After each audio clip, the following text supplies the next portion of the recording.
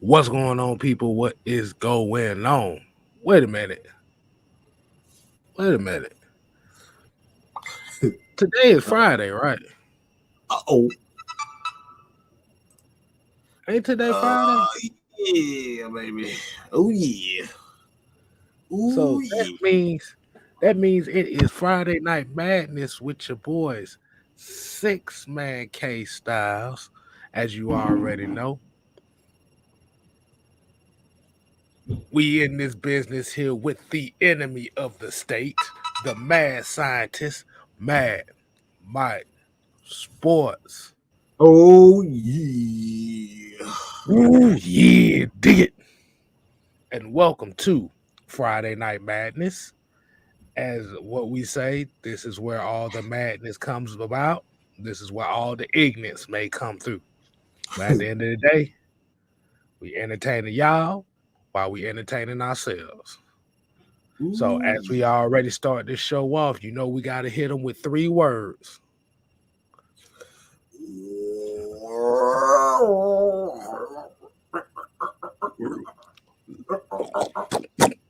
All right, there we go. All right. Real. It wouldn't get out. You know what I'm saying? Yeah, I know. Like, I know because we ain't do it yesterday. It was kind of bottled up inside. So, and it's a today's little roll bit. call, we're gonna start it off with Joseph Thornton. We got Ghost Peppers in the building. We got Morrow and Johnson, Pat Norris, Low Ski, Noah Tyndale. That is the professor. Y'all make sure y'all show him some love. That's the statistician as well as with Mike. We got John Smith. He said he's a first time chatter. Y'all make sure y'all show him some love Yo, and show welcome him him to the some chat. love for real. Exactly. We got first time chatters in here. We got Atlanta Nation, ATL Leo, Andrew G, Quint Braun, Aunt J. That's our peoples from that's one of our peoples over here who be looking out for us. Jerry Bowie's another one, Brian Peoples, Isaac Crimes, Mac Town Mike, Angelo Hart, D. Coleman. Um Cartier Walker in the building. We got one of our player partners over here, Rakondo in the building, Jack Savage, Melvin Emery, Daniel Bell, Georgia Red Clay, Bobby Boy Zone 3, Sean the Mechanic, RC Mechanic, Floyd Donnelly, Lucas Strichter, Frank Rozier. Hey, they deep right now. We already got 61 people in here ready to talk about what we got going on tonight. And Vlad done Ooh. came in here too. Blah Hey, blah Mike, blah. what? Man, Ray, fit your ass ain't no first time chat. Get your ass on somewhere. The fuck out of here. Damn Appreciate lie. everybody. Appreciate it. Appreciate everybody joining with us, man. Mike, what do we have in store for them today? Hold on, as y'all seen from the title of the show, pretty much what today's title is going to compromise is what did Arthur Smith say, particularly about what he want his quarterbacks to do? Oh yeah. Move your body. Move your body. Move your body. Move your Rock your body. body, rock your body, move your body. If y'all don't know what that means, is expect to see some quarterback runs. The one Okay. aspect of this Atlanta Falcon team that a lot of people have been cramming for and been complaining about not seeing and stuff actually happen. So, what does that mean? Does that mean adding a new dynamic? Well, I ain't gonna say really a new dynamic, but having a player that's able to execute that dynamic. Could that make a big difference for this offense? Go ahead, Mike. The floor is yours. I just had to set it up for you. Um, I believe so. I think this is going to um shock a lot of people. I've been to a couple of games last year. For the most part, we can't go to a lot of games because we got to get back um, fast and do these live shows for you guys. So it's difficult for us to kind of make in-season games. But we've been through quite a few. We try to go to as many preseason games as we go. So reason why I say that is that people don't really get up for the prototypical pass, the crowds in Atlanta. For the most part, they like to see big plays. They like to see big runs, and they want to be entertained. And I think where they're going with it, I think it's going to surprise the hell out of a lot of fans. I truly believe that. Arthur Smith stated that he wants, well, he will, and we will see a lot of people moving around. You're going to see quarterbacks moving around. We're not going to see the same stationary, prototypical pocket quarterback. There's no dig at Matt Ryan. There's no dig at Drew Brees. There's no dig at Tom Brady because they're great quarterbacks in their own right. But I think for different style, whatever your quarterback, your offensive coordinator, whatever style of quarterback that he prefers, we're going to see this year. But I think this is a bigger issue for a position for 5 guys up front on this offense. I think this is really going to be exciting for those guys. I think we're going to really see a different type of offensive line. And just I don't think we're going to see anything like what we saw last year. I'm so serious about that. People just they keep focusing on last year. And I'm telling you right now, this is my big prediction. You know how I am with predictions and takes. I'm putting that shit to the back burner. I'm telling you right now, y'all gonna love this fucking offense. I promise you that.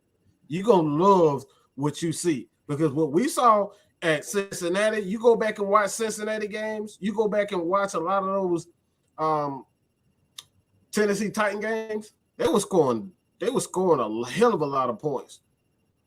It wasn't the pretty football, but Tennessee scored points. They smashed you in the face. The offensive line smashed you in the face.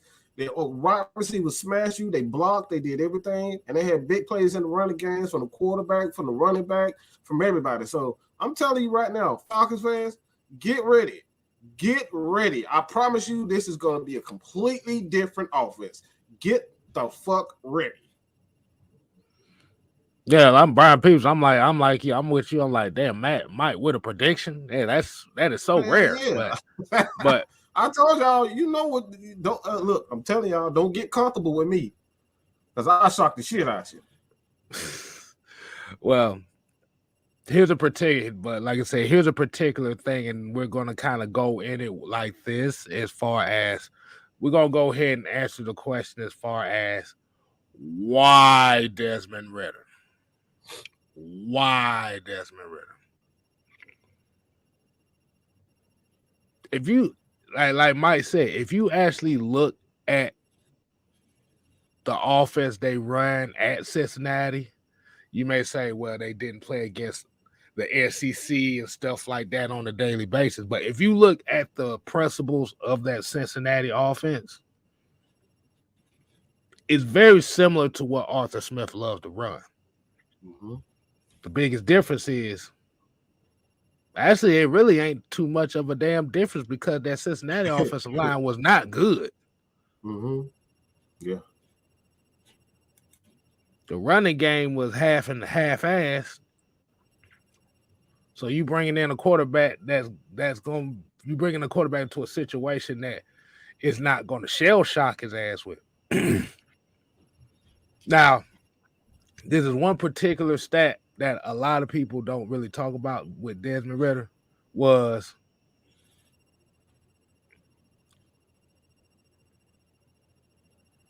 he led the nation in touchdown throws in the red zone. In touchdowns in the red zone. Ooh.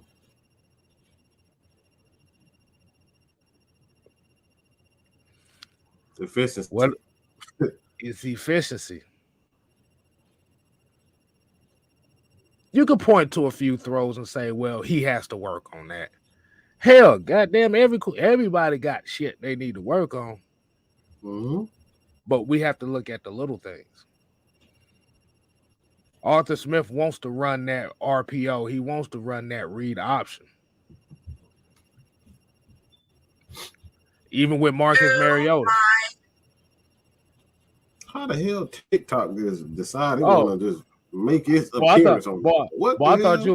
I thought you was gonna pull one of those things, and be like, "Kill John Lennon." I've been hearing that shit all the time. Like, goddamn, bro, Bruh, that shit made me want to watch South Park like a motherfucker just for that one episode.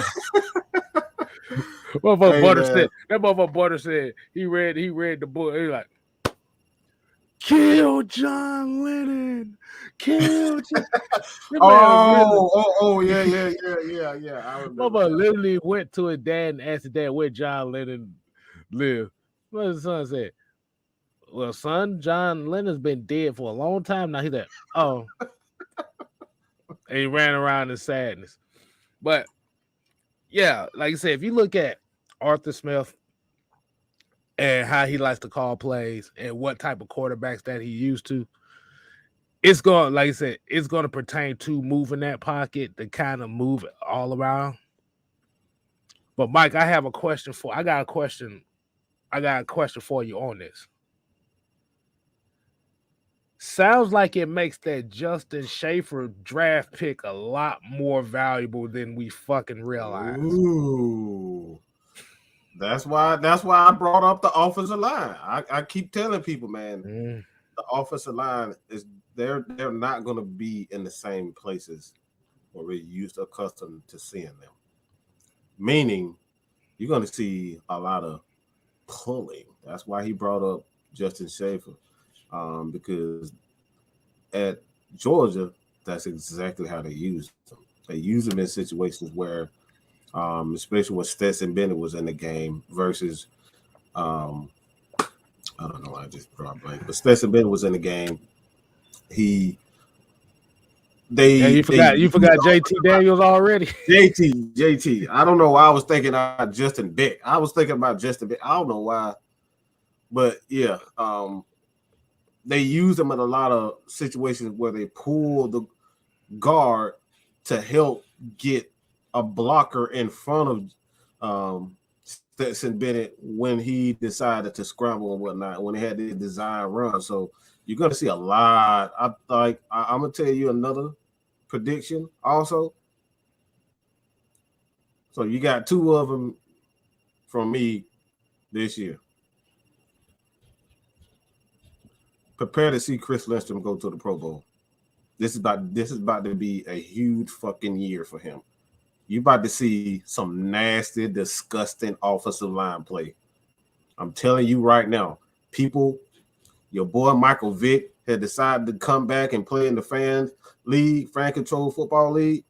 I'm telling you right now, this is what people want. They want to see the mobile quarterback. They want to see, guys move around. They want to see the running game. They want to see things open up. And like football fans like us, we don't have any issue with being a mobile quarterback or having a mobile quarterback. Our issue is we want to build the entire team the proper way. And I'm telling you right now, like Chris Lindstrom, forget being able to go out and get all these free agents because we got $100 million. I'm telling you right now, most of that money is going to go to the offensive line. And that's probably nothing. That's probably something that y'all motherfuckers don't want nothing to do with. Don't want nothing to do with. But I'm telling you right now, Chris Lindstrom is about to be a star. Mark it down. Take a picture. I don't give a fuck. I promise you that. Yeah. I'm about to make a prediction my damn self. Since we in the mood of giving predictions.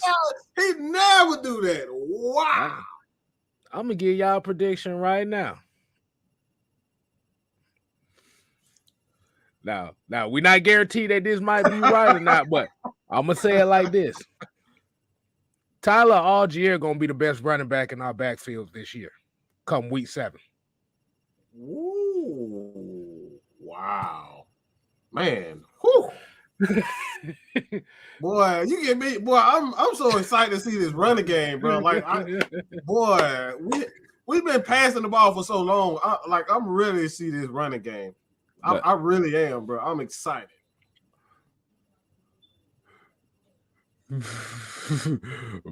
But I would say, like I said, I would say like this, and if we're comparing it to Tennessee offense and stuff like that, let me ask y'all a question.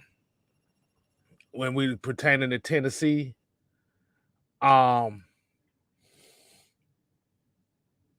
concerning last year with King Henry. Mm-hmm. He was out for 9 games. Am I right? Yes. I like where you're going with this. But they were still the number 1 seed in the AFC with no Julio and AJ Brown half the time. What did they do?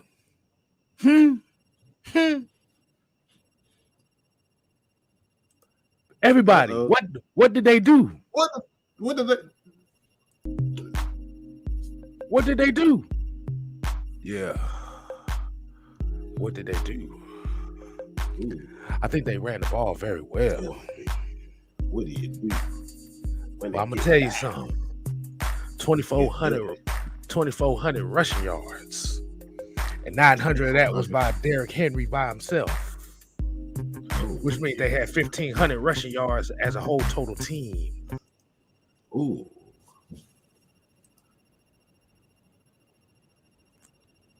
Which is a damn shame too, because they, without Derrick Henry, they outran our asses for 9 games. Ain't that about a bit?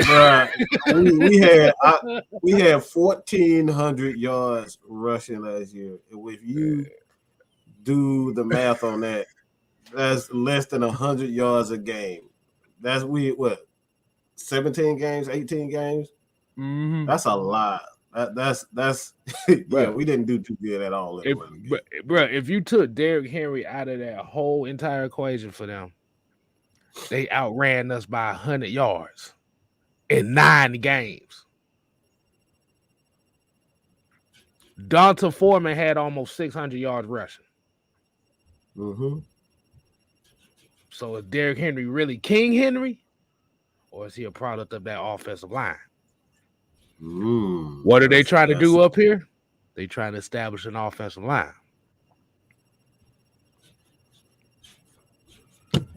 Oh yeah. Also make sure y'all drink y'all liquids too. High quality H2O. I'm on a weird fast. I'm drinking nothing but water for the next 21 days or so. Nothing but water.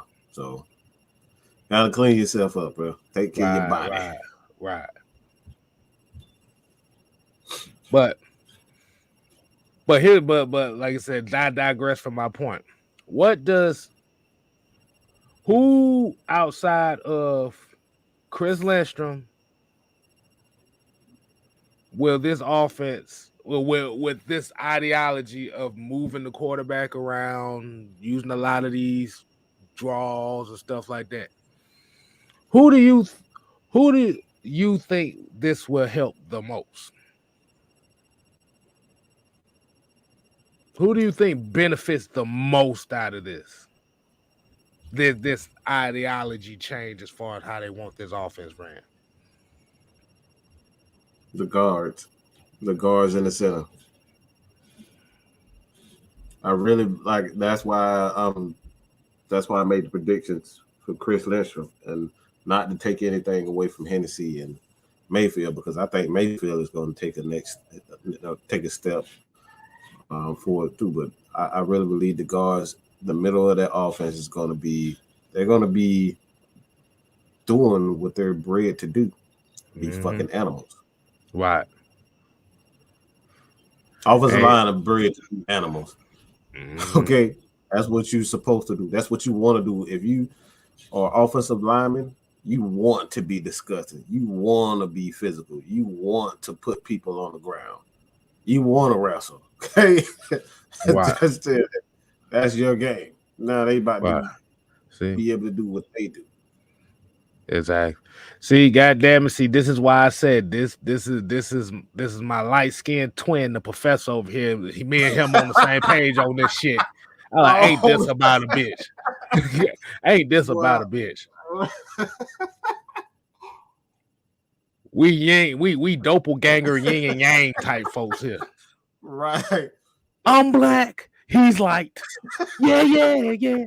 But Oh boy. I think it like I said, I think this ideology change is definitely going to help the defense a lot more than we realize because now you're putting more emphasis on running the ball and trying to establish ball control.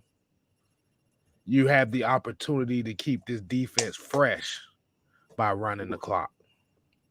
Ooh, that's a great point. Like you said, the offense was 31st. Like you said, the offense was 31st in the league last year in snaps per game and plays per game. Mm-hmm. That's Which bad. means the defense is on the field a whole lot. Why?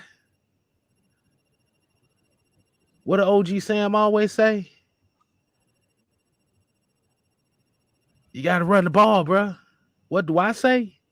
Run the damn ball. It's a universal philosophy, and it helps the whole team. It establishes a mindset by running that clock in your face. I've seen this question here. I guess we'll go ahead and answer this question right here.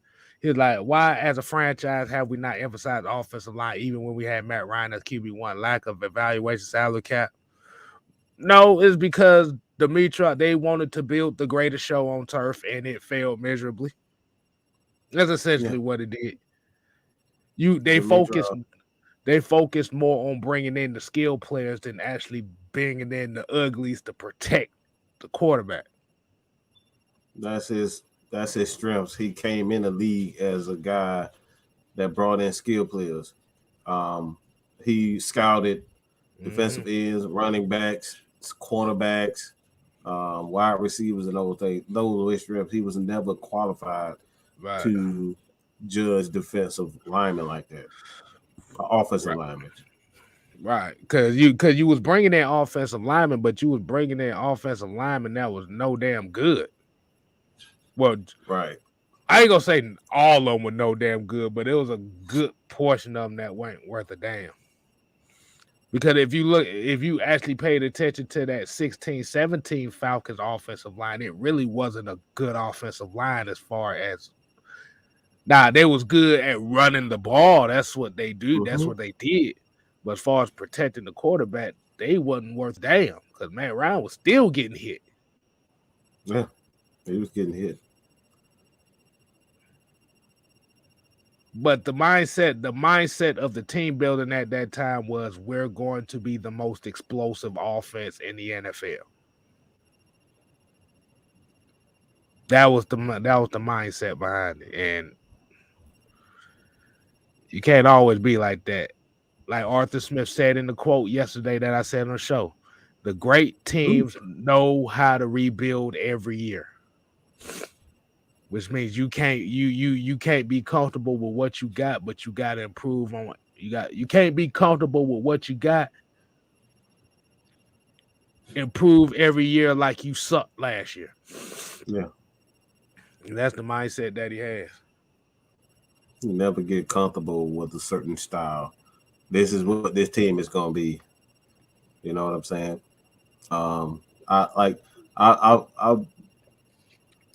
I'll say this about this is a perfect example of that. It's Golden State. Them dudes rebuilt their team in like 2 years. they rebuilt that entire squad. They was on the verge of becoming an afterthought, especially when Klay Thompson went out with that torn ACL and Achilles. Bro, they got Jordan Poole, they got Wiggins, they got a lot of young guys and put them around it. Kelly or Oubre, like they went and really like Mm-hmm. restructure that team. It's a different team, but they can score out the yin yang. But And, that's what we mean by it, being able to restructure your team year after year. and the one word to put exactly what you just said, Mike. You just put that all in one word: depth. Right. Yep. You gotta do it. You gotta have it. Mm-hmm. Jack Savage came with another one. He said, "Do you think this team having a mobile quarterback will help the defense learn how to contain other mobile QBs?" Yes, you We got to never had. practice against that. I don't I think don't we had think. an issue with really Yeah. doing that. See, I think where the issue comes down to is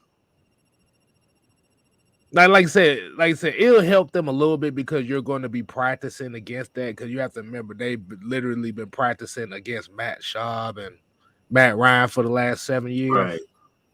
So I think it'll definitely help them in a way to kind of get their mindsets and practice. Like, okay, this guy is a potential guy that can, and he's a Right. legit quarterback that I'm practicing against. So it's like Mm-hmm. it can help a little bit, but I wouldn't say it's going to be like a major difference. Yeah. A lot of defense prefer to play mobile quarterbacks, to be honest. The most dangerous mobile quarterbacks are the ones that can throw the ball as well. We gotta know that. Oh Lord. I knew something was gonna come of this. Hold on. I'm gonna let you hit this one first, Mike. Go ahead. Go ahead, hit this one up first. Oh yeah, and let y'all know. I had a discussion about Lamar Jackson a couple months ago. I'm told I am the enemy of Baltimore right now. I'm just letting you know that right now. Them Baltimore Ravens fans hate my guts right now. But he said if Lamar Jackson doesn't resign, Falcons need to go all in on him, especially if Ridder doesn't show nothing. Plus, we have the money next year. You want to hit this one first, Mike? Yeah, let me say this first. First, okay, this is my first. Lamar Jackson is probably one of the most explosive players to ever play the game. He doesn't have a lot of weaknesses when it comes down to being a quarterback. Outside his accuracy, he can throw the ball. He can read. He can play the RPO. He can do a lot of things as far as being a quarterback. But accuracy has been one thing that he's struggled with mightily. But if you're talking about a playmaker, then Lamar is the epitome of what playmaker means. He is that. With that being said, I ain't got $200 million. You lost your motherfucking mind if you think I'm gonna pay him $200 million fucking dollars, because that's exactly what he gonna get. Hell no. Hell no. I'm good on that. I was surprised you actually went that route, but I'm gonna say it like this. Fuck no.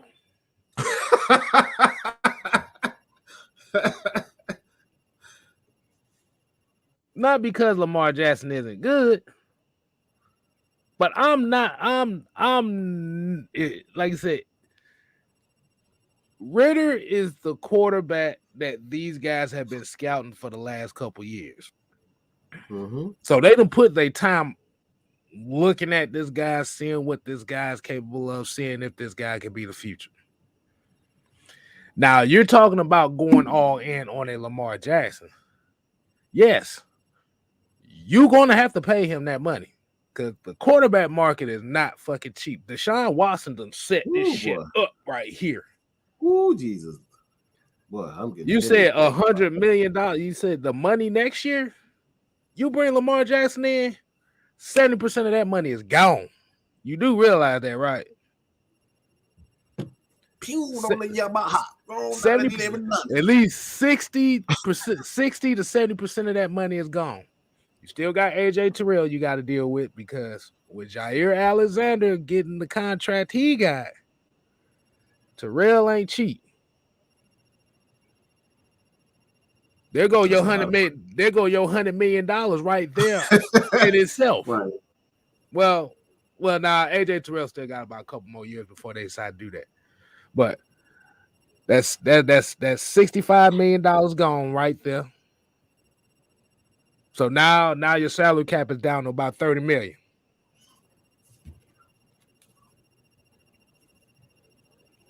Who else you gonna bring in here to help him? I mean, Like you because said, what we've heard from him is that Drake London sucks. Nobody thinks he's going to be worth for anything. He's slow. He's big. yeah, So who he gonna throw to? He got the same issue that he had in Baltimore. right. And you don't, like you said, I don't really see it. And to be honest with you, I don't really see it as a big ass upgrade from the only difference between what Lamar brings and what Desmond Ridder brings is that Lamar Jackson is faster. He runs a 4.4. People act like Desmond Ridder Yeah. slow. He runs a 4.4, bro. 4-4. He fast. He fast. See, the thing with his 4-4, see, he's a stride runner, so it doesn't look It fast, but doesn't. it's Yeah. fast. Lamar is kind of like that too, but he got faster feet. But yeah, like I said, He ran a 4.34 too. So it's so not that much. It's not much that much difference. Slow. Right. But like I said, at that point, like I said, the money is too much. Like you said, they've invested all their time in Desmond. Why would I want to draft a quarterback next year when I've already put my time into looking into this guy? And I know he's starting as a backup, so he's a project. And that's no disrespect to him. There's no disrespect to Lamar because, like I said, I think he's a great player, but I'm not willing to give up that much money for a quarterback when we already trying to rebuild. You know what I'm saying? Build these trenches and build this roster. Cause think about that $200 that you have to give them. Look how much talent you can put on this team with that $200 million. Yeah. Well, it depends on the contract. So if it's going to be fully guaranteed, so you're looking at about 60 million a year. Look how much talent you can put on this team with that alone. Look how many guys you can, like you said, this team exceeds expectations with the young guys. You can stack more on that. See, now if you go all in on Lamar Jackson, honestly, it's not an upgrade. You're going to be in the same damn boat with less money. Still trying to build a defense. Right. So, because he asked, should we start Ridder right away? Hey. Let Ridder earn the job. See, now if he beats Mariota out before the season starts, yeah, right, that's how you do it. But to automatically get him to start, no, this is not how we do. This is not how you do it. I know people look at like Russell Wilson and how that was in Seattle and stuff like that, where Russell Wilson got drafted and he won the job over Matt Flynn, who was absolute garbage. He got that contract because he threw 7 touchdowns against the Oakland Raiders in the last game of the year. He got like a $15 million a year contract. Mm-hmm. And got beat out by Russell Wilson in training camp. Let him earn it. Like I said, I want to see him earn it. And then, like you said, you don't have to give up on him after year 1 because that's not how you do this thing. Did Kansas City give up on Patrick Mahomes after year 1 when he didn't play?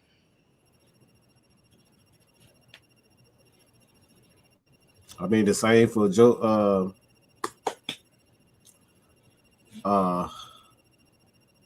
Broncos quarterback.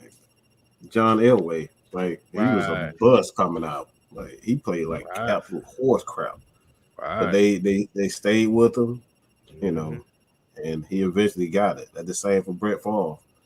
You know, Falcons gave up on him, but the Packers saw something in him, and they stuck with him. Right. And then he's already showing that he got the mannerisms like I'm coming to take his job. But he knows in the back of his mind he still got a lot to learn. Yeah. And that's what you want. It's not a guarantee that you like just in for a talking point. If people talking about Bryce Young and CJ Stroud, it's not a guarantee that these guys got those type of qualities.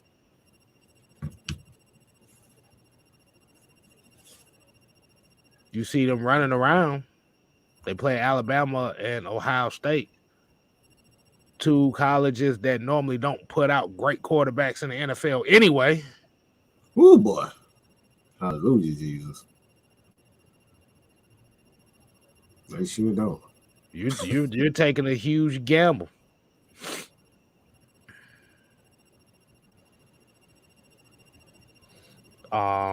Let's see what we got. Hold on. Let's see. Somebody here came with another one. A talk with Willie T here said, "What's wrong with the Atlanta Falcons that their conditioning had not been top notch since they've been in the NFL?" I disagree on that. It just ain't been the. I disagree on that. I disagree on that. Why would you ask, why would you say that? We want to kind of expand on that. Like, why would you say that they? I think he's more so talking about the injuries and stuff, like people getting injured, certain players getting injured. But it's not like you have a whole bunch of like guys out for X amount of time and shit every year at the same time. Man, when that injury bug decide to hit you, there ain't shit you can do about that. I've seen great teams just go down. Like I said, with Julio Jones. Like Julio Jones has been a great, well-conditioned athlete for most of his year. But then that injury bug decided to hit you. It's like, yeah, you can't, recover. So it's like it hits every player. Like at any given time, anybody can get hit. And that's why I was like, for me, it's like to see guys like LeBron James, Tom Brady, Drew Brees play as long as they've been playing without injuries, Matt Ryan without major injuries, bro. It's it's a feat. It's something that I don't frown upon at all. Because if you look at, for example, with the Falcons, if you looked at the last 10 years, you could throw Julio in here, for example. Most of his injuries have been the same injury: hamstring, calves, a toe foot, foot. But if you read the reports on how Julio was in practice, well, I would say how Dan Quinn allowed a lot of his veterans to kind of lax in practice. That played a part in it as well. Oh yeah, played a huge part. That's a direct result of not practicing. Right. As long as you're, because you never had them issues back in the 70s, 80s, and seeing guys like that. Like guys still played, and they practiced a lot more back in the 70s, the 80s, 90s. Like they practiced a lot more before they got a restriction. What really messed up the NFL, to be honest, and I'm gonna be real about this, is the death of Corey Stringer. That's what really messed everything up when he passed away. Oh man, I remember that shit. That was really ruined. Yeah, that they saw that, man. Like they saw in Minnesota, I think they went through like a lawsuit, and the NFL had a lawsuit, but they knew that man was struggling and he needed a break, but they didn't care. So it's like, this is why we have the rules, and because we got some coaches out here don't give a damn if you bleeding.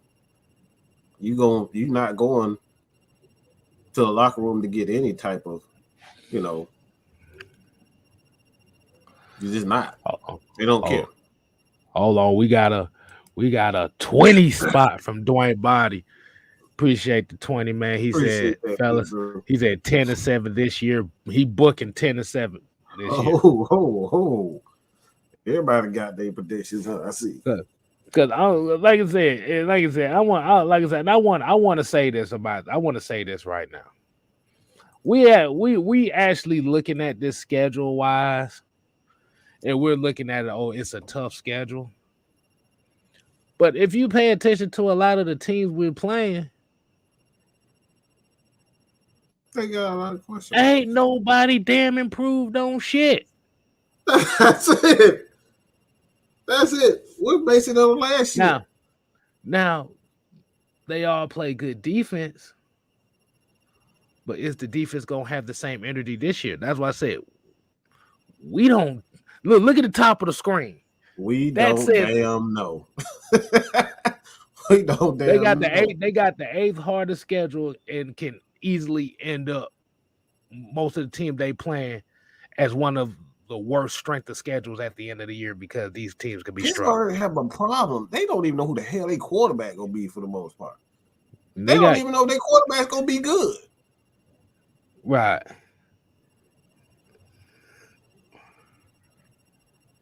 And look, and Bo, and I definitely, and this was a major thing right here. Julio had never recovered from that foot injury from college. Well, actually, they say he had that foot injury in high school, really. Yeah.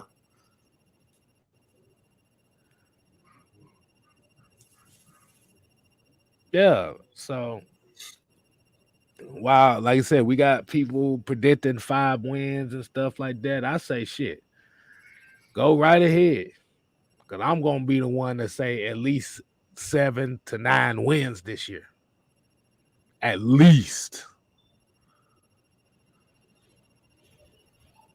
You play a tough schedule, bring the best out of you. Who going to man up? Yeah, Andrew G here said 10-7 as well. Southside here said 9-8. Of course, Traveler said 5-12. Yeah, this is what most of the people in Atlanta is kind of expecting. We expect those, but at the same time, why do you say 5-12? I like everybody just tell us why. Like it's easy to say, yeah, we're gonna have a prediction, but tell us why. You know what? We'll do one even better after I read these last couple comments. Mm-hmm. Prince One Van said no one saw Cincy being good coming off a 4-12 season to a Super Bowl and won their division, arguably one of the best divisions. That's what I said. We don't know anything. It's not even guaranteed that Tampa Bay gonna be the best team in our division this year. Yeah. Anything can fucking happen.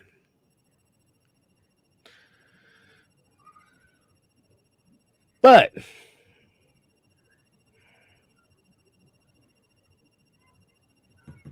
how we're going to do this,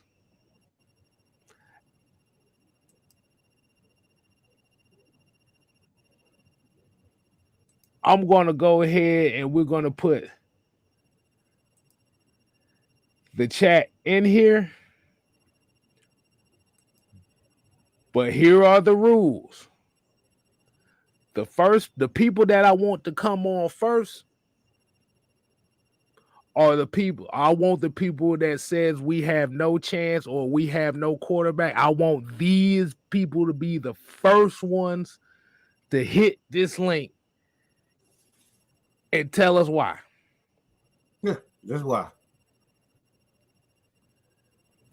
If you believe this team is a 5 or 5 sub-5 winning team, or this team has no quarterback, or you don't like the quarterback situation, we need you to be the first ones to hit these links.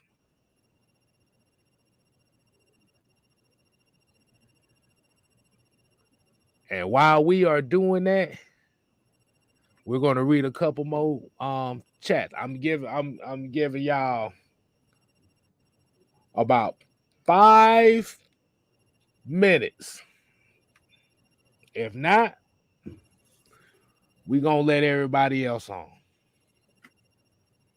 We just want to know why. That's it. Music time.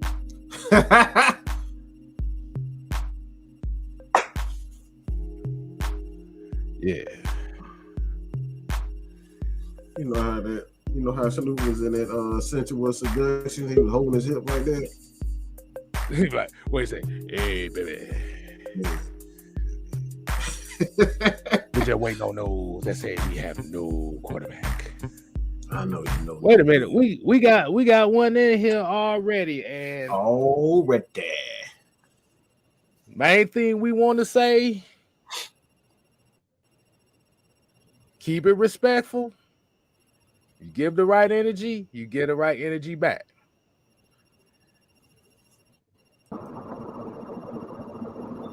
No QB, what is going on, man? What's going on, man? Goddamn. So I was looking on him, man. Oh, hey, hold on, bro. We can't hear you. Can you hear me now? All right, man. What's going on, man? What you got? All right, what's going on, y'all? What's going on, man? On against Pride, but hear me now? All right, go ahead, say something. Yeah, man. Okay. I just feel like, you know, we really ain't got no quarterback this year, man. Mariota, but he got benched in Tennessee, so I mean, I don't see him, you know what I'm saying, straining up, leading the team for it all. And Desmond Ridder is, you know, he's a rookie, so I'm not expecting nothing out of him at all this year. You know? I just don't see the team going, you know, 9-8 like y'all say, or whoever said that, you know. Nah. No more than 5 games this year. What are your thoughts about the defense? I feel like the defense is gonna be better this year. You know, I like the little free agency signing. I like the edge rusher they got. I really didn't know who he was until they drafted him, but I watched the film and you know, I feel a little more better confident in the defense than I did last year. You know, so do you feel offense wise? And go ahead. No, because I wanted to kind of piggyback on what you said about the defense. So what do you feel like made you a little bit more comfortable with the defense? Do you feel like it's because they addressed the edge rushers? The edge rusher, and the pickup, what his name is, the Evans dude. Rashad Evans. Yeah, Rashad Evans. You know, Lorenzo Carter. That's who you talking about? Lorenzo Carter. Okay. Nah, I'm talking about Evans, Lorenzo Carter, AJ Terrell. You know, he's a stud. Vincent Taylor is another one too. Right. Yeah, and then what's the other guy? The other combat they got? That's Casey Hay. Casey Hay. Yeah, okay. Exactly. So you know, the defense is looking pretty good. You know, but his offense, I ain't expecting a lot of question marks. Yeah, that's a lot of question marks. That's a lot of question marks. You can't deny that. Okay. Yeah, exactly. But like, go ahead. Well, hold on. Go and finish it up right quick. Go and finish up what you about to say. I was saying we basically don't know where Drake Landon really gonna be. You know what I'm saying? Like he get injured a lot. You know, so I don't know. Personally, me, I would have got the dude from Alabama, Jameson Williams. You know, that's just my opinion. But they're. I had him mocked too. I had him mocked too. I thought they would get a receiver. Yeah, exactly. It would be Drake London or Jameson. So, like I said, I don't have a problem with that. But I also got a question on that. Because I know you said Drake London gets injured a lot. Didn't Jameson Williams get hurt too? Yeah, he got hurt, but I mean, I know what he can do though. I mean, I know what he can do. You feel me, Drake London? I mean, he really ain't. Pickens got picked up in the second round. He got the edge rusher. So I kind of have to say about that. I'm gonna get back to the quarterback part, but as far as we talk about the wide receiver here, I wouldn't say they reached. It was like you said, pretty much all those wide receivers was within that same range. So I wouldn't necessarily call it a reach. It's not like they took a David Bell with the 8th overall pick. Now that's an absolute goddamn reach right there. Yeah. See, it is. But what you said was kind of like what the sentiments of what a lot of people felt about the Drake London pick compared to what the Jameson. the Jameson Williams, or the Garrett Wilson, it's because cause you live here in Atlanta. Where you stay at? Where you live at, man? I'm in Atlanta.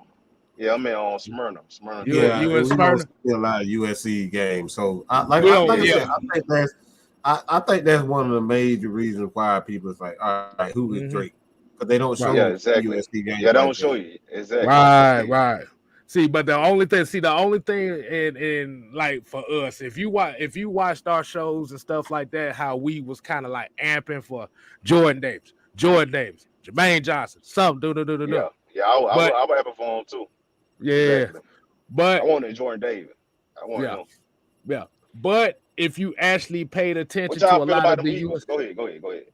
no, what but I'm about to say, if you pay attention to a lot of the stuff, like a lot of the film that Drake London, his film, he really had played with a trash ass quarterback. Oh yeah. If Oh yeah. you pay I attention, don't even know the quarterback. I don't even know his name. they call we nicknamed him we nicknamed him Cleophas? Cleophas around. Damn. but Yeah, I don't even know but who the QB is though. but like I said, with Drake London, he's kind of like the more system fit right now with compared to the other ones. I think all the wide receivers are gonna be good, but I think Oh just yeah, for what Arthur Smith looking for, it, big physical. big and fit. Because bro, them wide Exactly. receivers we had last year, that Yeah. was the worst performance of wide receivers I've ever seen, bro. Hey, Because but we check could this out though. I always said Kevin really went on number one receiver anyway. He's a number two, possibly slot guy to me. You know what I'm saying? right, I don't see him right, as no number one. So I right. knew we were gonna have to get a bigger physical receiver at some point. You Mm-hmm. know. And kind of getting to your question about how we feel about the Eagles. That what you asked about the Yeah. Eagles? Yeah, they had a nice draft, man. I ain't even gonna lie to you. They had a nice draft. It's all They going to did their depend. thing. It's all going to depend on how Jalen Hurts going to take that leap. Because if he can't take that leap forward, the Yeah, team's still that's going to their be only problem. Exactly. That's that's their going to only be problem. Him. the Yep. only thing. That if that offense can't take off, well, they're going to rely a whole lot on that defense, and Oh, it is not impossible for them to win games like that. and then he got a receiver now, so I mean he ain't really got no excuse this year. So Mhm. if you don't do that this year, they gonna be looking for a quarterback next year in the draft. They believe that. Right. But So they getting back to your quarterback thing about with Mariota. Thing with Mariota was the reason he had got. Yeah, I know he got benched because he played. He had that great game, and then he played like absolute horseshit the next game. But he exactly. had them injury issues, and this is one of the concerns we've had about Mariota is can he stay healthy? It's all going to be dependent on if his health is here. I think people really been that he get injured this year. I've been seeing a lot of commentators saying like Desmond Ridder will start before what's his name, Matt Corral, whatever his name is. Mm-hmm. Mhm. I've And seen a lot of people saying that. Matt Corral dealing with a lot of depression and alcohol issues right now too. So it's like, Oh, for real? Wow, I ain't heard yeah, about that. yeah. Yeah, They was that's rough. talking. They was talking about it the night after. That Monday after the draft on why he slid was he was dealing with a lot of depression and alcohol issues and stuff. So that's why he slid. Well, his ass need to Wow. stay off social media because They swore that up on the road there though. All they did was they dog. did. What his name is? They did. His name is Mhm. Wilson. That's all Yeah. they did was dog him and the Kobe. What his name? The Kobe Dean. That's all they did was Yeah. down them throughout the whole process. Mm.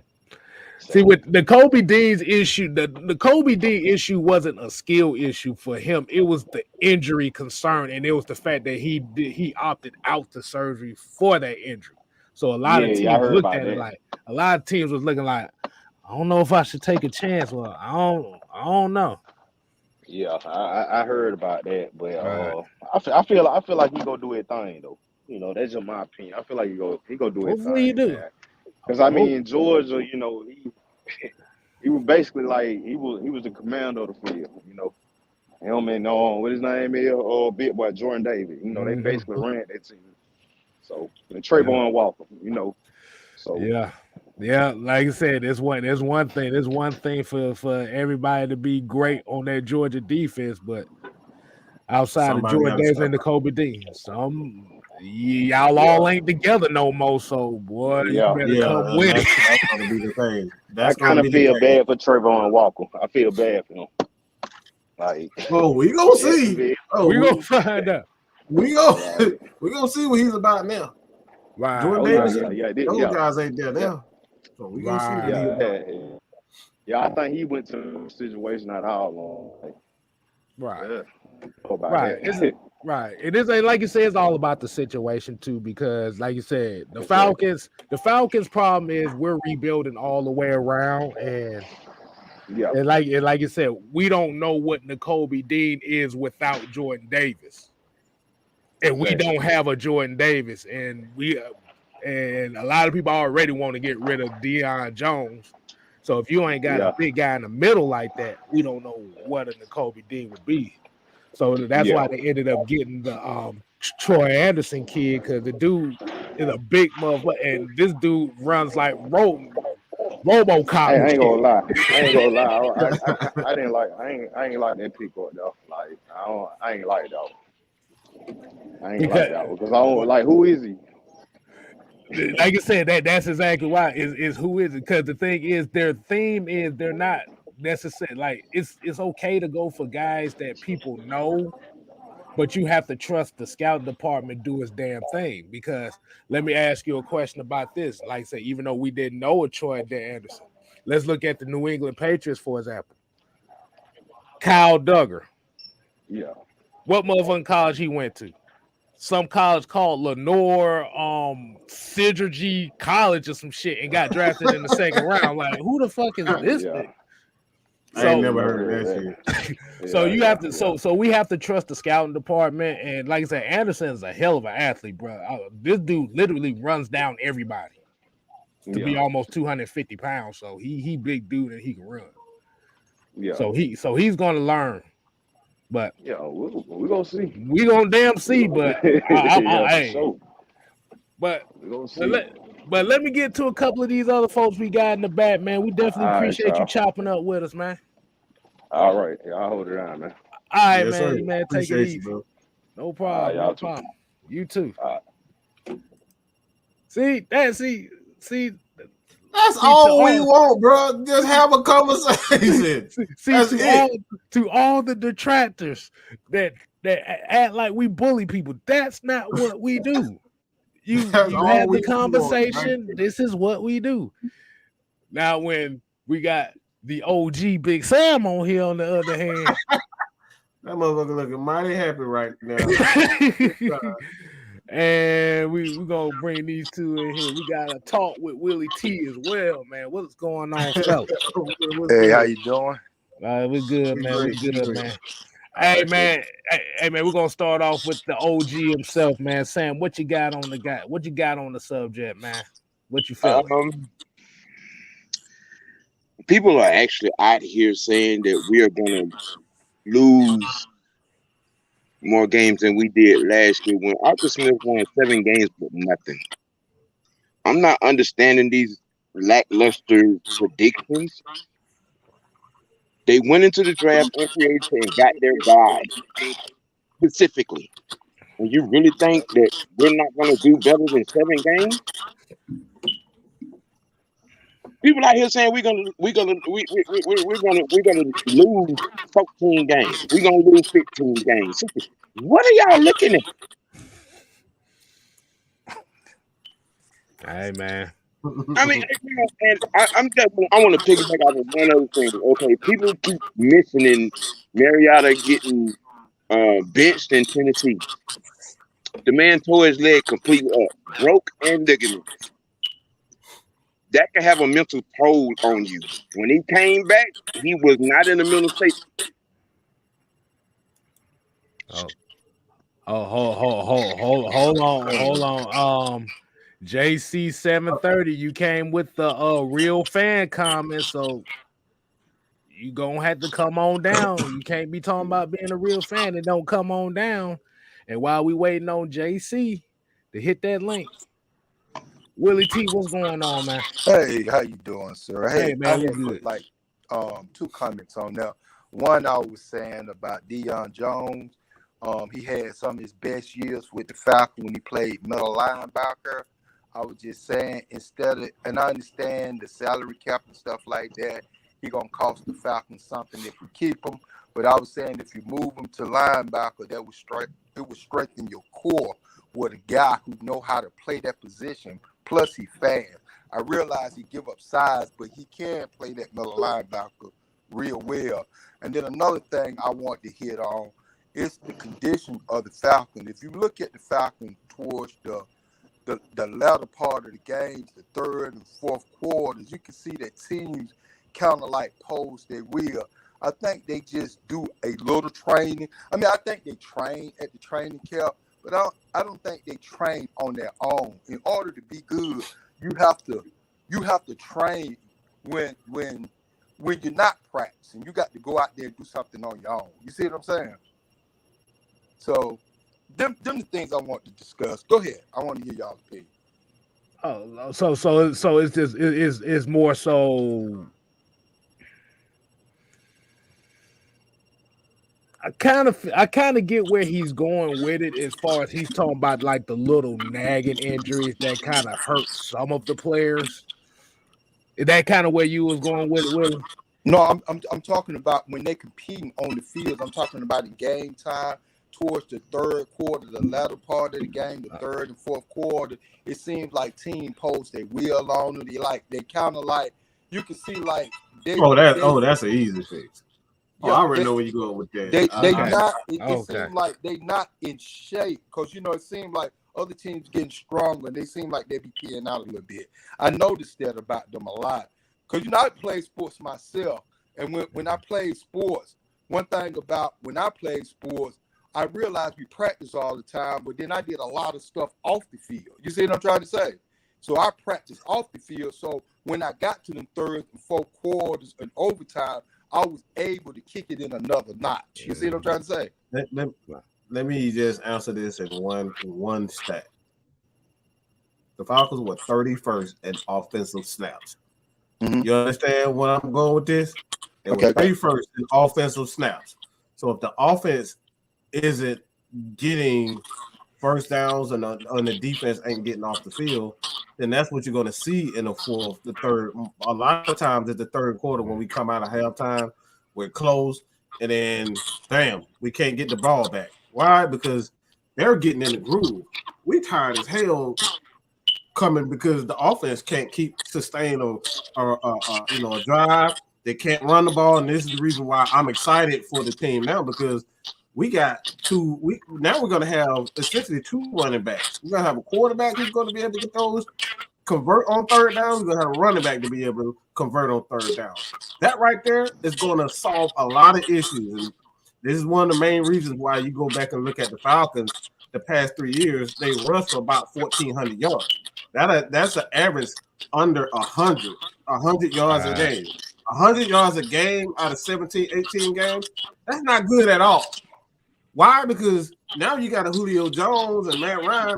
They got to put up 350-something yards in the passing game in order to have that balance. So when you got an offense that has, let's say the Falcons average about 85 yards a game last year. Let's just keep that real. Do you like 85 yards a game rushing? Not at all. Not at all.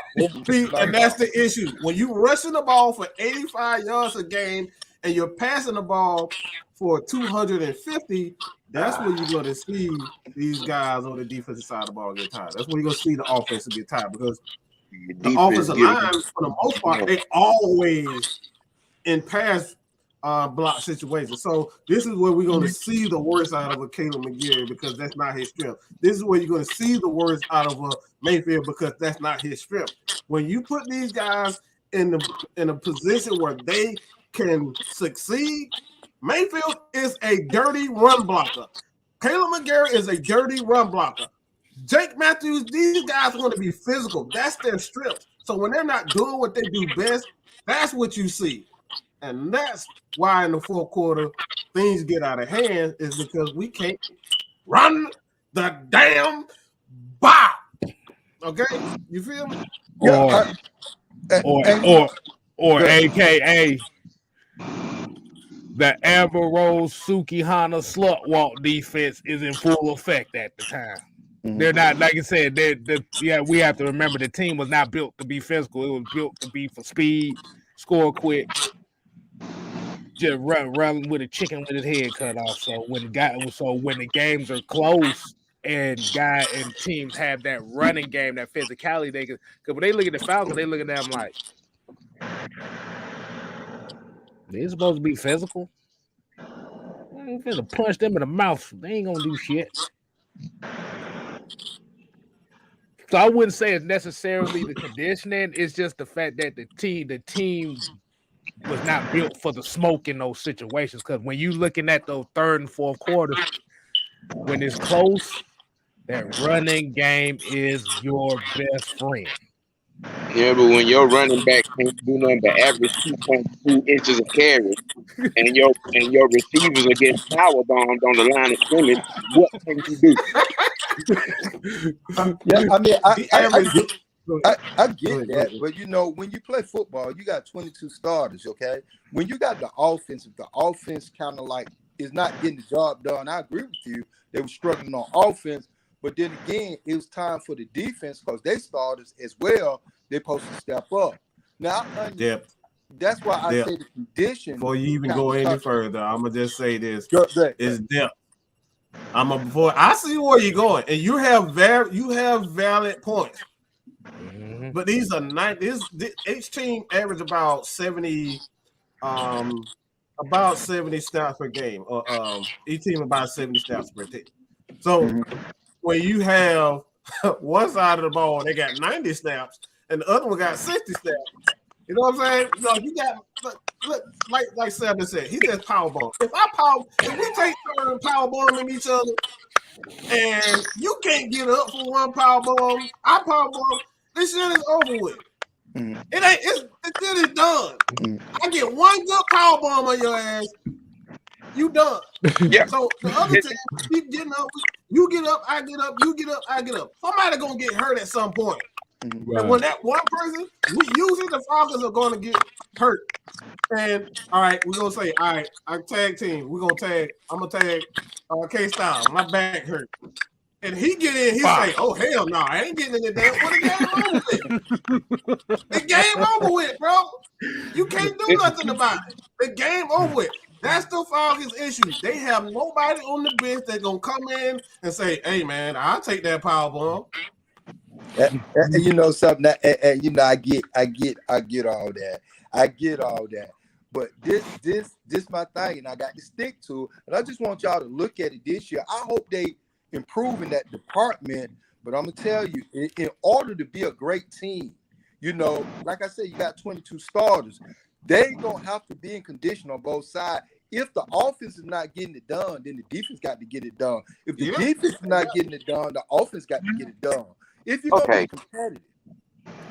No, he's right. No, he's absolutely right. Everything he's saying is absolutely right. It has to be a team effort. If the offense can't get it done in this game, the defense got to step up. If the defense and the offense ain't stepping up, guess what? The special team got to step up and run one back, block a punt, whatever you got to do. He's absolutely right about that. It ain't nothing wrong with what he said. At the end of the day, hey, look. At the end of the day, one band, one sound. All I'm gonna say is the offense ran for 1,400. The defense gave up 2,200. See, yeah. Do the math. Yeah. That mean ain't nobody. It mean like ain't nobody coming to work, nobody coming to play. You see what I'm saying? Everybody ran down. Right. So what I'm saying, because ain't nobody doing nothing. See, that's what I'm saying. I can't hang my hat on saying, okay, we done draft all these players and they look good and come in, but then our condition program is not great. So if we come in with that same mind frame where our guys can't stand up, then I don't care who we got in college. If they coming in here getting drilled. I think you got it misplaced just a bit. You think it's conditioning when the players just fucking suck. No, They just fucking suck. We thought, bro, we had the kids at wide receiver. He was a starting wide receiver. It don't matter how good your condition is. The motherfucker still 5'9", okay? He's still 5'8", and Zacchaeus was 180 your 1 pounds. and 2. Hey, Russell Gage and Zacchaeus was your 1 and 2. But you got Cordell Patterson. Come on. You got Come Cordell on. Patterson had one of his best years. So we gonna get about the Cordell Patterson every play? We gonna get about the Kyle Pitts every play? But this what I'm Because saying. Mike Davis can't run but 2 inches at a time, and we got 3 Rickers on the offensive line. This ain't conditioning. It's a poor collection of players. Okay. All right. Y'all wild. I see where you're going. I see where you're going with it. I'm gonna just say that sounds good, the condition, but it don't matter how good your condition is if your ass still sucks. Okay, I'm just gonna be real about that. Some players are just better than the other, and that's why you gotta have quality depth. At the end of the day, it's about quality depth. You gotta have a quarterback. If Matt Ryan goes down, we was fucked. Okay, we was fucked. So this is why you gotta have depth. So we can do all the push-ups, we can run laps all damn day, but if your ass can't catch, you can't catch. If you can't run fast, you can't look. You can run all damn day and do all that. If you still slow, you slow. At the end of the day, it comes down to talent versus talent. But you know that everybody just about in the NFL was a superstar at one point in time on some level. So I feel like if everybody get to the NFL, everybody can play. So what I'm saying is a lot of people get the bag, a lot of people get that money and stop training. Could Ryan Lee play? I feel you, but I'm telling you right now, Ryan Lee was fucking trash, okay? I don't give a damn how good of a superstar he was in college. His ass fucking trash. Yeah. In the NFL. Yeah. Like you said, at the end of the day, like, god damn, what the heck? Come on in. I'm on broadcast. Give me 1 minute. I'm on broadcast. Give me 1 minute, I'll come get it. Okay. No, go ahead. That was the reason why Charlie Ward went to the NBA. What you say? There was a reason why Charlie Ward went to the NBA. He didn't want the smoke. Who went to the NBA? Crummy Brown? Charlie Ward. There was a reason why Charlie Ward went to the NBA. There was a reason why a lot of them fast receivers on that Florida State team did not do nothing in the NFL. Not every player that makes the NFL combine, draft, free agent are worth a paycheck. Wow. Not every last one of them. I mean, I agree. Now, you know, you got some people they play hard. Once they get the bag, they stop training. They stop doing the thing that got them great. Okay. You know, look, we can go with Mike Tyson. We can go with anybody. When Mike Tyson got the bag, he stopped doing the thing to make him great. You see what I'm saying? Hello? I hear you on that. Yeah, that's all I'm saying. I'm just saying these guys we hear you, but it's like at the same the thing with that thing saying that. Like you said right here, it's levels to this because that's not exactly every player. Every player isn't great. Every player, the average NFL player is okay. You just doing enough so your ass don't get cut the next week. Right. But JC, you on here, man? Hey man, I appreciate. Hey, we appreciate you, bro. Oh yeah, we always down with conversation around here, bro. Ain't no video because at the end of the day, it's all about learning from each other and giving everybody a voice around here. Because everybody ain't doing it, but everybody want to be heard. So we definitely appreciate you, man. I appreciate you all. Thanks for having me on. Yes, sir. All right, man. Take it easy, man. You too. JC, what's going on, homie? Yeah, I was just saying about the schedule. I'm not really like gonna get into the prediction for the records, and all that because I feel like next year I just want to see improvement as far as how the team look, not as far as the record.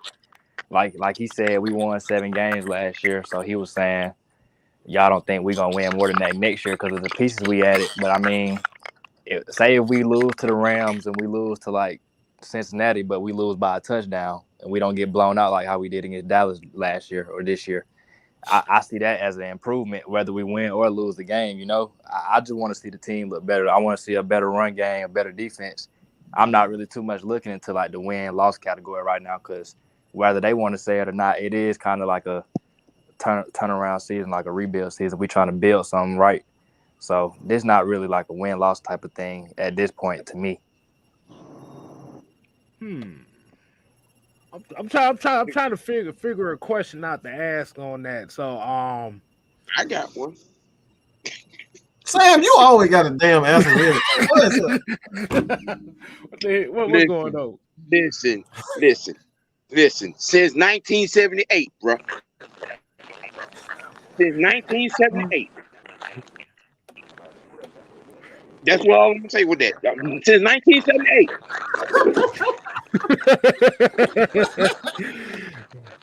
I don't know where he going with that because I was born in 99.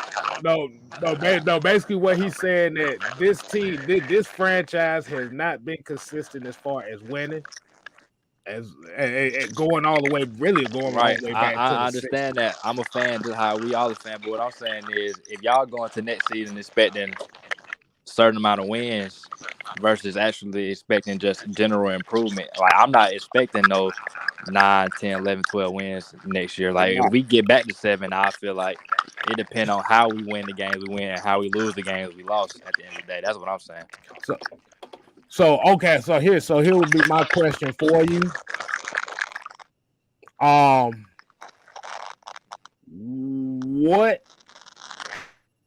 What players or what are you expecting to like what would I consider like an improved season, like an improved team?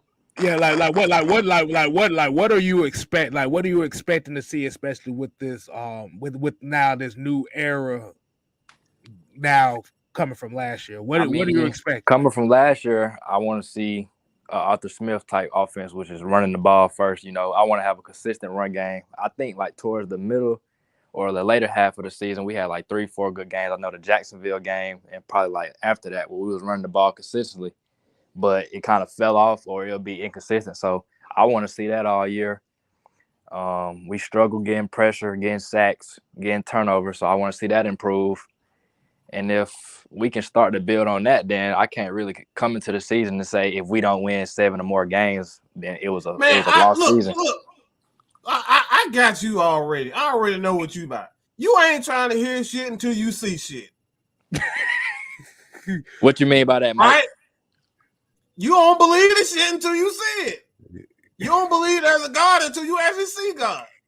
I mean, nah, but I'm saying we can do all the talking in the offseason. Everybody can talk. Look, they just call the spade a spade. Hold on. I'm glad you said that too, man, because like I said, we could say doing all the talk and see for the season, but you could say that for the polar opposite to where we could talk about how much this team suck and they could surprise us and win games and get to the playoffs as well. So it can't just be one way or the other. You got to look at both sides of the spectrum. Go ahead, Mike. That's the thing I got. Like my thing is, it's like, why is it not okay to be confident? It's perfectly fine to have no expectations for your team and just sit back and wait. But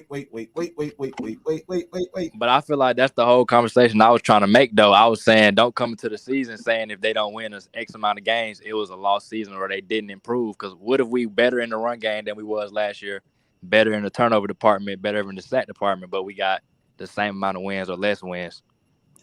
Man, I'm confused like a motherfucker. I'm gonna be I think I'm trying to getting what he's saying is more so of no expectation. I'm not saying no expectation. My thing is, I feel like the win-loss record don't tell the whole story versus if from year to year improvement. Like, yeah, it kind of does. If you win more games than last year, you can say you're a better team than you were last year, but it goes deeper than the record. Where your stats better. let me interject Oh. real quick because I'm gonna say this, motherfucker. We was damn near 25th in every offensive category last year. 25th in every offensive category last year, and somehow they won 7 games. So the record Ashley 3 plays. does 3 plays from Ashley winning 10 games. Right. 10 games. So 3 plays. that's not always the case when you look at the record and say like the records and stats, all that doesn't. It actually does. But like you said, what's the issue at hand? I think, and I'm not trying to put words in your mouth. I understand it because everybody know for me, like I don't like doing predictions. I don't like to say, all right, this is what this team is gonna be. We're gonna win 12 games. I'm not that type of person. But I'm not going to sit back and say, all right, we can't win 12 games because we can. Because if Cincinnati can do it, we damn sure can do it. They won 4 games last year.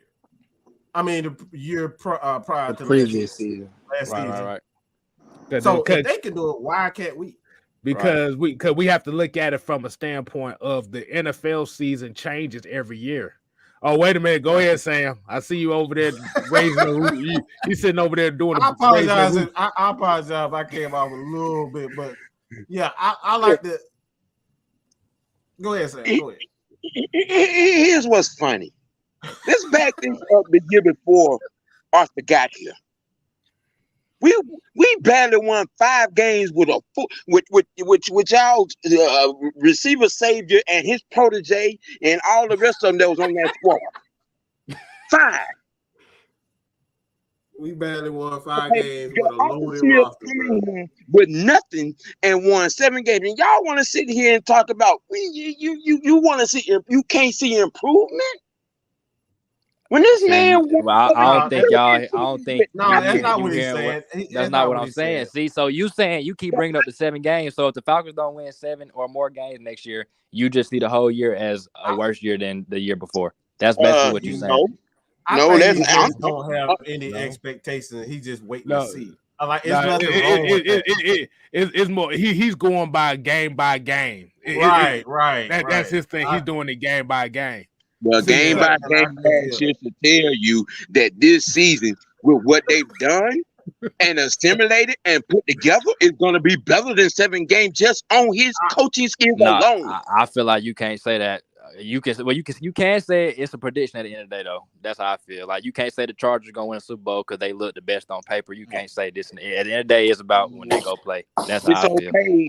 It's okay to predict we're gonna be it's okay to predict, but just because of what they did, X and O don't mean that they automatically susceptible to win more than 7 games. Anything can happen. Let me say it's something. It's okay to predict we're gonna suck, but it's not okay to predict that we're gonna be better. When did I ever say we was gonna suck next year? I never said that. I get his mentality. I get what he's saying. I get what he's saying. I get what he's saying, but let's see. I never even made a record prediction or nothing. I literally said if we lose more. I said if we win less than 7 next year, but we improve in certain statistical categories, I would say we improved as a team overall. I literally said that. Is that a success or is it? Because we don't do fences over here. It's either a success or it's not a success. So even if we don't have a win, I would take it as a success. If we win 6 games next year, but we are a better run team, we're better. That's all we trying to get you to. We don't do fences over here. That's all I'm trying to get. You just got to say what you do. So would you say we will be delusional if we expect more? No, y'all ain't delusional. If y'all think we're gonna go undefeated next year, shit, that's your opinion. You can say what you want to say. Ain't nobody delusional. We don't know. We got you. We got you, man. Hey, man. Hold on. We got the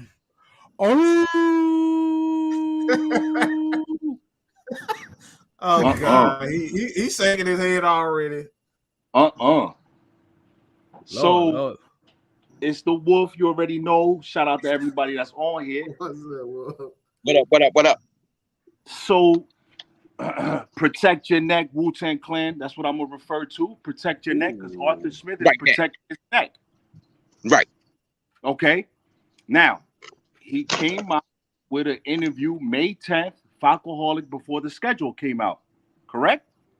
Yes, sir. Mm-hmm. Oh, okay. In that article, he said we're gonna compete. Okay. The narrative is compete. That's the word, gentlemen. Compete. Competitive. So 7 games is the narrative. Are the Falcons going to be competitive? Of course they are. Are they going to compete? Yes, they are. But if he doesn't win 7 games, it's trial by fire. He knows that. There's no competitive advantage here. Not even in the South. There's no reason to even look at the schedule. Why are people looking at the schedule for what? If you can't compete in your own division, then why look at the whole 17 games? What for? What's the purpose? What's the purpose of that? Because he knew the schedule way before we did. He looked at the schedule and said, okay, listen, public relations, my peoples. Listen, let's get another interview going because we have to push the narrative of competitiveness. We have to push that because if I come under 7 games, it's going to be trial by fire. They're going to want my job already. Okay. Yeah, they want a job now. Okay, right. So if he doesn't get the 7 games, guess what happens? It's trial by fire. It's like almost saying, listen, go get your shine box. And what did that guy tell Billy? Keep him here because he's going to get his ass whooped. And that's what's going on. There's no competitive advantage here. Right, he's protecting his neck with public relations. They have to keep the fan base engaged because they're selling me a dream. There's no Super Bowl yet. That's the reality, is to win a Super Bowl. There hasn't been that. Now, you could check off the list. MVP guy, number 2, check. Playoff victories, check. NFC South champions, check. NFC champion, check. Super Bowl, no check. There's no check. So you got to keep the fan base engaged with what? With all talk. And some of you guys that are on here and on the chat have been Atlanta Falcons fans longer than I have. And they don't want to talk. They want to win. But we have to focus on the 2022 season, not the 2023-2024. It's right. What we're Say that again. in 4 months. It's what we're going to do in 4 months. Everybody wants to digest their food before they eat it. No, make sure your food is cooked before you eat it, bro. Yeah. So hold on. Hey, Prince Vamp. Prince. Good. Yeah. What's going on, man? I see you sitting here for a while, man. My bad, man. Let you go ahead and get your takes in, man. What's going on with you? Well, I just wanted to piggyback on what dude was saying about what he was saying, competing or something. Let's take the Detroit Lions for instance. They lost like 15 games last year, but if you go back and watch every game they played, they competed to the end. Like every game they played was pretty much like they lost by a possession, regardless of who they played. So that's to piggyback on what the guy was talking before this dude just came on. And everybody got us winning 4 or 5 games. It's just like a slap in the face to me because we won 7 games last year with a less talented roster. So to me, that's just a slap in the face. So let me ask you a question. Do you feel like the reason why people really put such a low expectation is because they are afraid of? I got a question.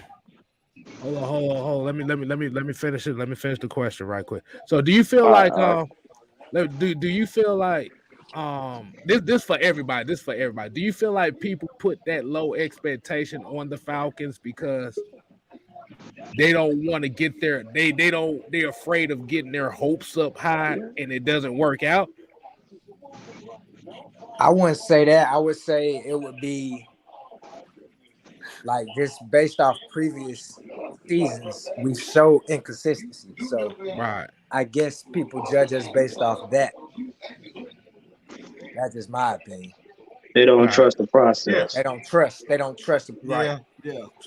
So basically it's just going by game basis. It's like, okay, we don't know yet. So we're gonna Right. go one game here. Okay, they good.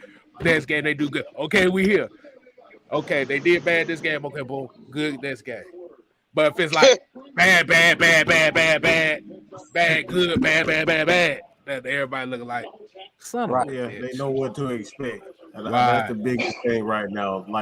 And like I said, I totally understand where you get, that mentality from, but I'm here to say fuck that bullshit. I ain't finna be on no fence. Like either we gonna be good or we gonna be good. I don't Look. like you gonna have to prove to me that we gonna be bad.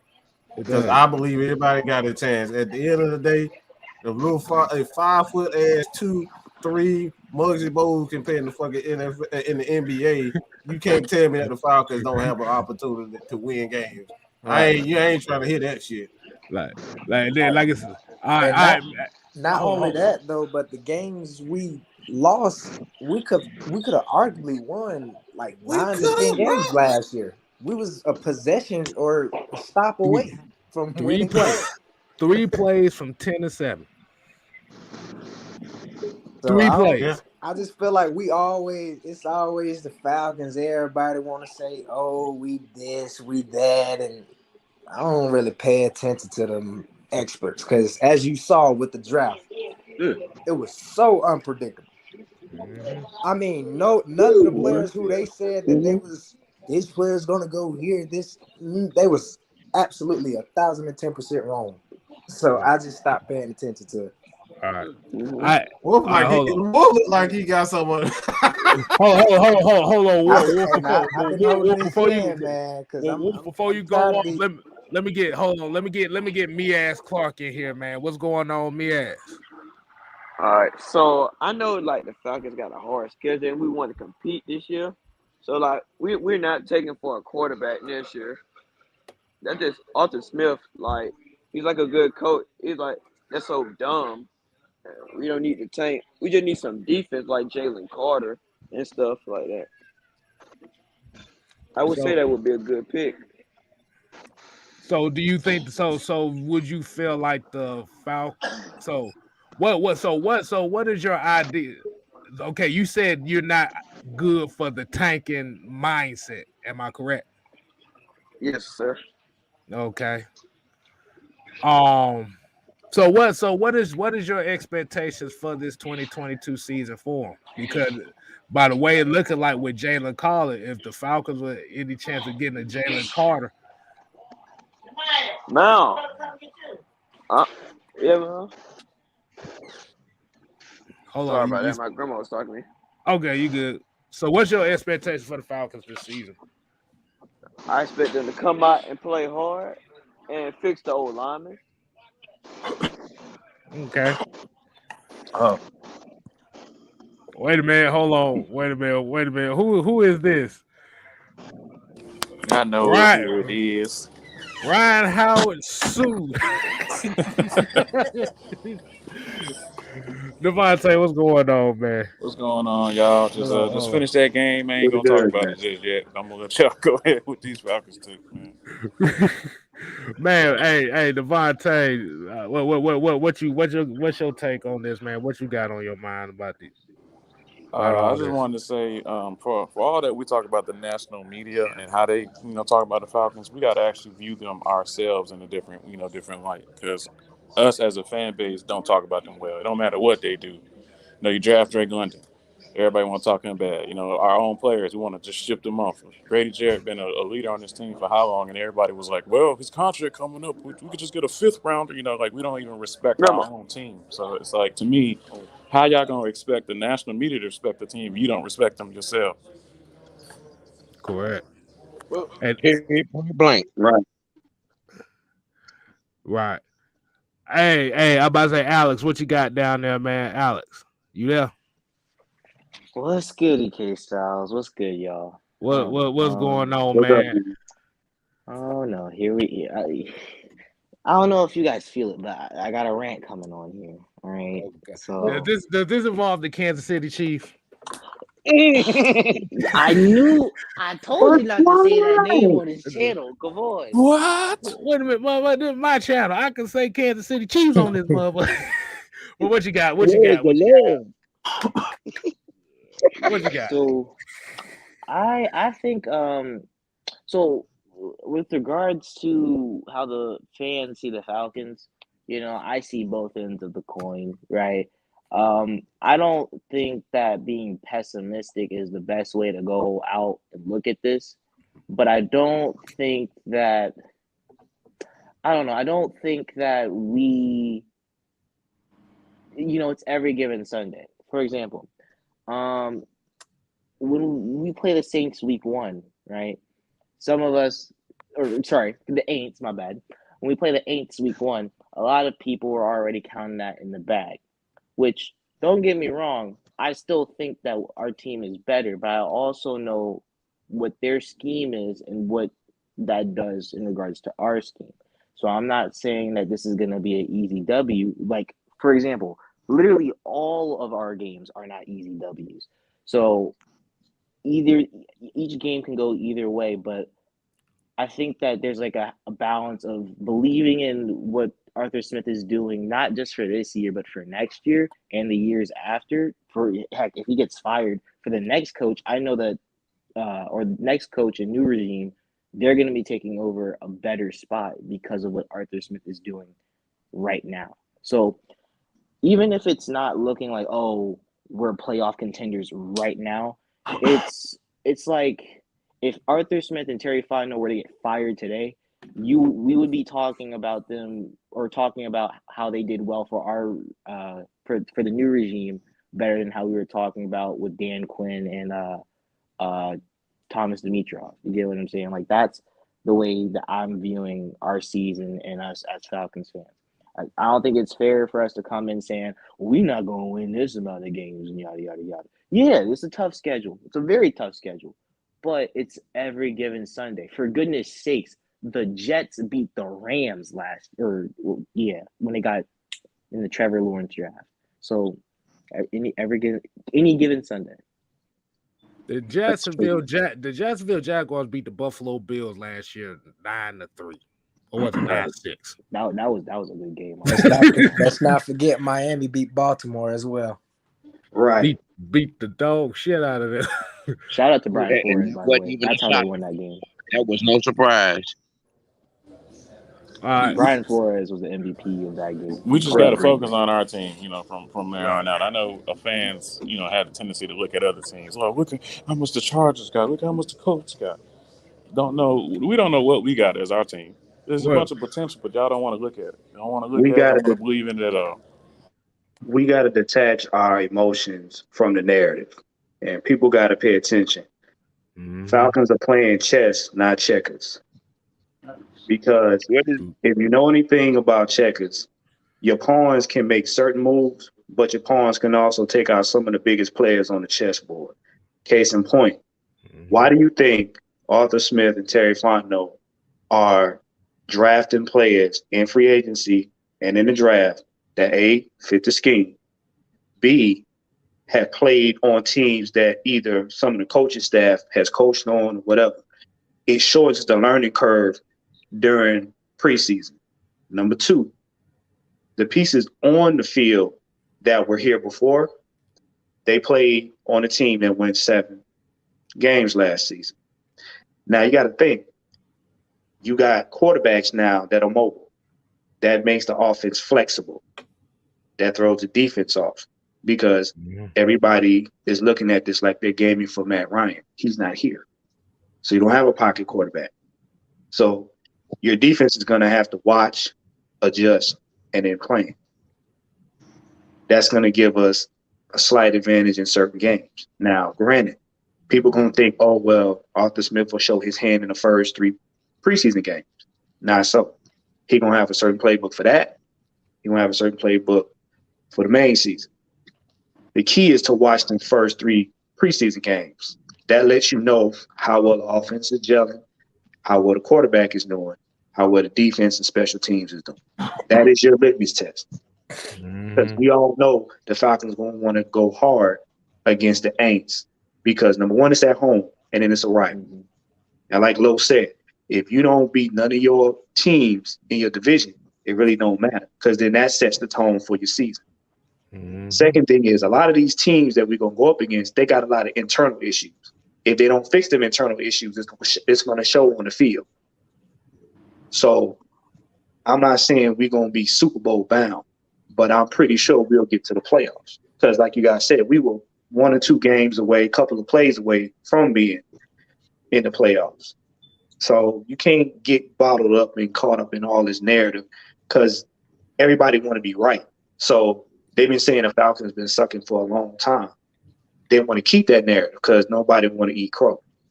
So you got to detach yourself from that. You got to look at what's really going on in front of you. I mean, the Falcons been selling wolf tickets for a long time. And if anybody knows what wolf tickets is, I can explain it. You know, but they've been selling wolf tickets for a long time. So it don't matter what they do. It's what they going to do first week. It don't matter what the schedule say. It's what they going to do that first game. Right. After that, the second game. It's just that you got a lot of these beach chair fans that fold up quick. They like beach chairs. Keep on telling people that. It's a lot of fans from every fan base that are like beach chairs. Stop eating your food before it's cooked.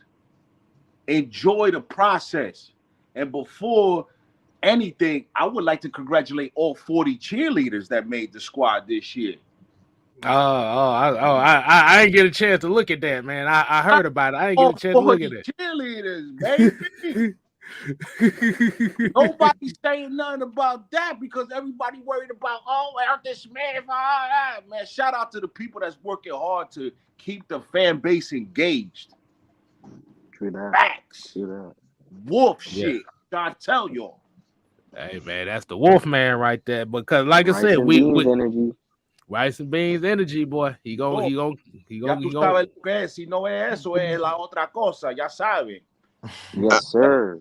Okay, I'm there with Wolf and keeping the fan base engaged, but you got to remember the fan base that we're talking about. Right. Right. But you got to understand. This is the same fan base that is right now all running off a cliff because Michael Vick's finna go play fan control football and they wishing for a comeback. This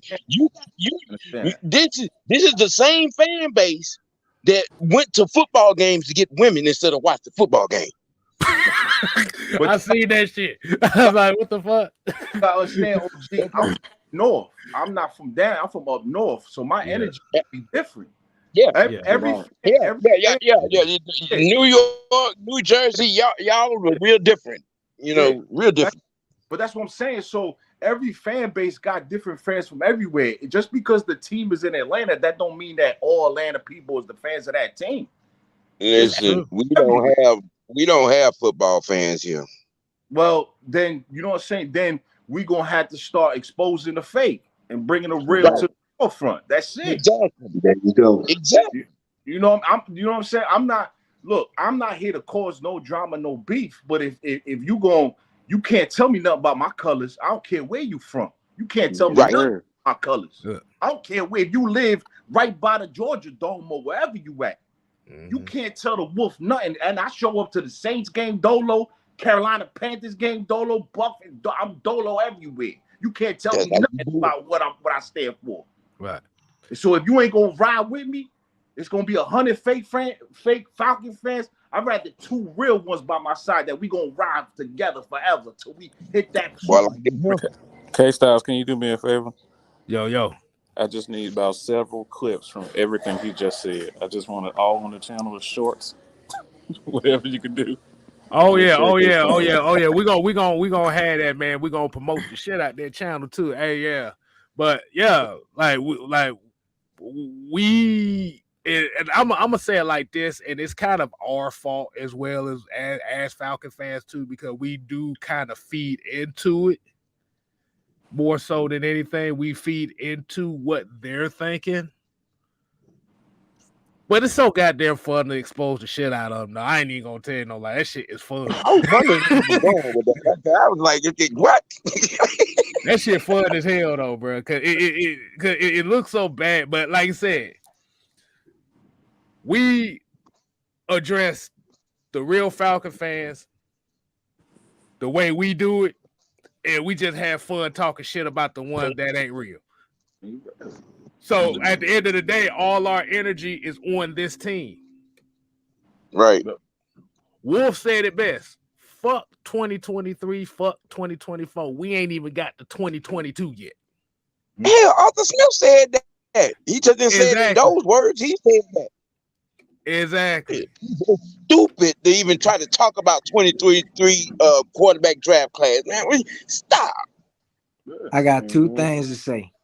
Go ahead. What you got? We open up against New Orleans, and I know it's a heated rival game. I hope we don't come out and try to play. You know how when it's a intense rival game and do too much, and you do too much, and you know you try to bring your all that one game. Mm-hmm. Lord forbid, I'm gonna knock on wood because I know we're gonna try to make a statement that game. I hope we need to play smart football. No top injuries, man. I know we're gonna try to make a statement, and Sean Payton ain't there no more. So we're gonna Drew Brees ain't walking through the door. Well, we don't know about that yet because he talking about he might want to come back. Hey, I hope I hope he does like knock his ass up out the game again. Drew still got one on. Drew Brees still healing up one on. He ain't got that power. We also don't have Route 96 and Stephen Means, so they're not for the run to the left. I just want to tell you exactly. But we gotta get shot. If Alvin Kamara's lawyer don't do his job, Alvin Kamara ain't walking through that door either. That is true too. But we gotta get his $5 super chat to the Lonely Wolf. He said, "Weren't we supposed to suck the year we went to Super Bowl?" Yes. Yes. We were supposed to win 5 games that year and went to the Super Bowl. Hey, would the narrative get you? If I'm not mistaken, we won 0 preseason. And they was like, "Oh, we suck. We gonna suck." We went 0-4 in preseason. We sure did. Mm-hmm. The preseason just to get the team warmed up. People forgetting it. They made no real games. That and also to like show the people that don't really get playing time, like what they're gonna do. So maybe they get acclimated to the scheme. So like for example, the preseason. It's not really for Marcus Mariota, but it is. It's like he may play a little bit, but more so it's in practice. Like these back shoulder fades that Marcus Mariota is probably going to be throwing to Drake London and Auden Tate. That's what's really going to happen, and it may or may not show out on the preseason field. However, you're definitely going to see the work that Desmond Ridder's been putting on the field, the work that Tyler Allgeier's been putting on the field, the work that Tayshaun James has been putting on the field. You're going to see those people in the preseason. Mm-hmm. Why are you're not going to see Marcus Mariota playing most of the game and showing off all of his talent, especially since in the preseason they run more so generic offenses anyway, because they're not trying to like expand the playbook during the preseason. Like no one does that. And last thing, just in case someone just doesn't know what our scheme is or what we do, there are about half the league practically runs a similar scheme to what we do, but it's different iterations. So in case y'all are like Arthur Smith sucks, then you're basically saying half the NFL sucks. I just want you to know what you're saying, because half the NFL runs the same scheme that we run offensively. Correction. Technically, all the NFL runs the same scheme that we do. They just implement Let me add to more. that when you're done. Yeah. But like, I don't get why people hate Arthur Smith. Like, they literally run similar schemes. All the people that they brought in have played under similar regimes. For example, Geronimo Allison played for Green Bay, and they run that zone scheme too. Oakland, Brian Edwards, they run the same zone scheme too. Auden Tate, Who the played with team that went to Mariota the Super with Bowl. the Raiders? Who played with Mariota with Yeah, the Raiders now? exactly. True that. And Auden Tate, who went to the Super Bowl, all they ran was practically zone concepts. So like, I don't understand like, oh, Arthur Smith isn't a good coach. Like, who are you expecting? Cliff Kingsbury? And even still, they when they pass the ball a lot, guess what they run? When they're running the ball, guess what concepts they run? They run zone concepts. So like, I don't really get what's going on here. I really don't. I don't get the hate. Y'all need to do your research, and honestly, y'all might just stop talking in general. But that's just me. That's just me. That It's part. because they're just looking Yeah. at the roster and just like, oh, where there's no flashy names, and that's not how you're supposed to look at football, man. This team was built to be hungry, not to be flashy, and people don't understand it. Mm-hmm. The preseason is basically designed for the coaches to see, number one, for the rookies to be like, welcome to the NFL. Let's see if you can handle the heat. Number two is for Arthur Smith and them to say, okay, he's going to do good in our scheme. We got to work on him. We got to tighten some things up. It's a judgment period because the team, even though you practice, when you come game time, like you said, the NFL game is fast. So you got to see how the team is going to gel, how the chemistry is, because you're putting a lot of new pieces in places where they weren't there before. So it's basically welcome to the NFL for the rookies. So they got to do that because that gets them reps, that gets them prepared. Whoever's going to be on the field, that gets them ready for the first game. And see, people going with this narrative that they want the Falcons to lose so that the people that they want or they've been shouting out all offseason, they can go forward. That's what with this tanking crap. Like, nah, ain't nobody about to do all of that. So that's what I'm saying. I tell people, pay close attention to the first three preseason games, and that will tell you how the Falcons come out on the first day against New Orleans. Because they looking to evaluate who can handle what. Mm-hmm. Period. Yeah. Look at that. I mean, preseason is preseason. I'm my back, Kate. No, Preseason. no, no, no. You know You what I'm good, saying? man? Nah, you know what I'm saying? Because like I be real upset. I be aggy. You know what I'm saying? I be like when I be hearing the experts and stuff like that, man. I feel like running up at ESPN and smacking everybody. You feel what I'm saying? Like I feel like you know what I'm saying. What you know about? I be upset. You know what I'm saying? Because it's like you know what I'm saying. Like damn, enjoy the season, bro. Enjoy the players, man. Enjoy the team that you got. Cause, Yeah, but Bernie, cause the show is over. The show is over. You whatever your favorite show is, Sopranos, The Wire, it's over. Find another show. right?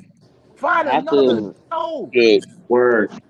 half the I was media working doesn't with even know we have. ESPN in 2016. Dang.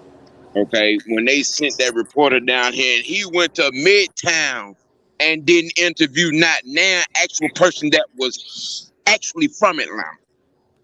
I was through with ESPN then. ESPN doesn't even know half the people we have on our team, and they're out here. Like, first of all, when people that make takes about the Atlanta Falcons don't know that we signed Auden Tate, which, by the way, these same people have mentioned Auden Tate, so it's not like they don't know who he is. They don't know that we signed Auden Tate. They don't know They that we. just didn't want to hear. Because it's the narrative. If you exactly. listen to it, they excluded even a running back. They didn't speak on him. All these people. Like, oh, I ain't gonna say his name, but y'all know who it is. Dude come on in the afternoon talking about, oh, my predictions, such and such, got the Falcons down there below the Panthers. I'm like, cut it out. Cut it out. Y'all know daggone well where we stayed at in the NFC South. But y'all running with the narrative, so y'all gonna skip over players because y'all don't want to admit that we actually got some stuff that's gonna be a serious Wait to problem win on this the field. Super Bowl. I can't wait till we win this Super Bowl, and I'm gonna start swagging on these people like Coco Beware. I swear to Rice God, I'm and gonna start beans, We swagging got like we got Coco some people Beware. out here thinking we're gonna start somebody 5'9" at wide receiver too. So I don't think none Yeah, of these people actually pay attention to this team. yeah. OZ ain't. I don't think he's gonna see the field a lot. Like I don't think he's gonna start. And this kind of brings me to like As a matter of fact, I might as well just get into it. I'm not even going. I'm just going to get into it. Hold on, hey Alex, before you get into it, let me hit this super chat right quick. And Lonely Wolf here said, "I know a lot of these players hate losing. Even Choice said he hates losing. He'll do whatever he has to do to win." Yeah, you goddamn right. That's what you supposed Who the to do. hell like losing? Like, motherfuckers got shit twisted. You motherfucker can. If you lose $20 at the fucking grocery store, everybody screaming and yelling, mad as a motherfucker, but y'all want them motherfuckers to lose on purpose, lose games, lose their entire livelihood because you want them to. But y'all motherfuckers can't lose or give away $20. Man, get the fuck out of my face with that bullshit. Mike, that's tank on purpose. Tell them to tank at their own job and see what they say. Go to your job and tell them that you've been a tank and see what happened to you. You want to tell this professional to tank. But no, that's like y'all noticed when they were just coming out talking about how Arnold Ebiketie, the man, how much he studies the game, studying the positions. They're skipping over that because they're going with the narrative. They only talk about 3 receivers, and if they mention Cordero Patterson, it's we don't know if they're going to make him a running back or they're going to keep him a wide receiver. They're doing that because they don't want to admit the Falcons got formidable players that they got to contend with. Period. It's the narrative, and Twitter like the narrative hope. Like they go crazy on that. The tank into not the tank. Man, I see this bullshit, y'all right? Man, the worst thing about that is that they don't even read, bro. Arthur Smith doesn't even. Arthur Smith tells you everything he's about to do. They literally said, "All right, Cordero Patterson's about to play running back and wide receiver this year." But we don't know. He told you. And then they sit up here, talking about, oh my gosh, I don't know. The Falcons, we don't know if they're gonna make it. They just have, Drake London. We don't know if he's gonna be a good wide receiver. He's a rookie. Oh my God. I got a legit question. I just want to tell you, your Stephen A. Smith impersonation is legit.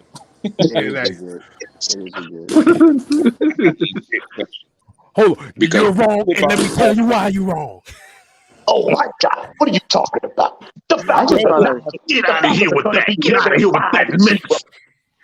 You guys gotta stop. It's pushing my hairline back. Jesus. What hairline? He ain't got no line. It's just a straight field. My hairline is on somebody else's head. Shit. I told you, I call him Maurice White. That's what I call him. That's his new name now, Maurice White. Probably ain't had a hairline since Roger Staubach was in the league. That shit go back to that shit go back to the 1920 Army football team, boy. That's how bad that hairline is. Go ahead, Pro Football Focus ranked us 31st in the power rankings. So you telling me that the 7 teams that were ahead of us in the draft got better than us? Hey, look. I don't pay attention to PFF. Hey, look. I don't even pay attention to stats, bruh, honestly. Bruh, it's just the film. Look, bruh, I don't give a damn. You can say we the worst team ever. I want you to think we bad, because if you think we bad, that means you don't see us coming. Yeah. Right. That's a fact. That's a fact. And then anyway, listen, like I'm trying to tell you, man, look, man, he dropping Easter eggs like Marvel movies, man. Boy, dropping Marvel egg like look at the interview before the schedule came out. Look at the interview after. Yep. It's the same thing, bro. He's telling y'all the same shit. Right. Ain't nothing different, man. The only thing he did was he pulled out his Stephen A. Smith vocabulary book on the second interview. Yeah. That's it. Right. It's still complete. He got real education on their ass on the second interview. He's still expeditiously. Compete time. I'm telling y'all. Yeah. He pulled out his Stephen A. Smith vocabulary book on the second interview because he had to do that. He had to call public relations. Right. He had to call public relations when that schedule came out.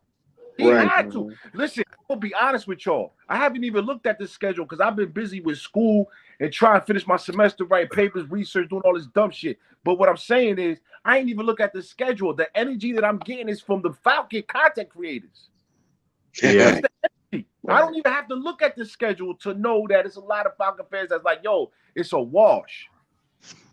Yeah. I gotta look at the schedule. They wish it. Yeah, bro. Well, look at this. That Look whole at this. listen, why shit. Most of Right. y'all on here then played the game of football. Because Yep. I know Mike can say that, K Yeah. Styles.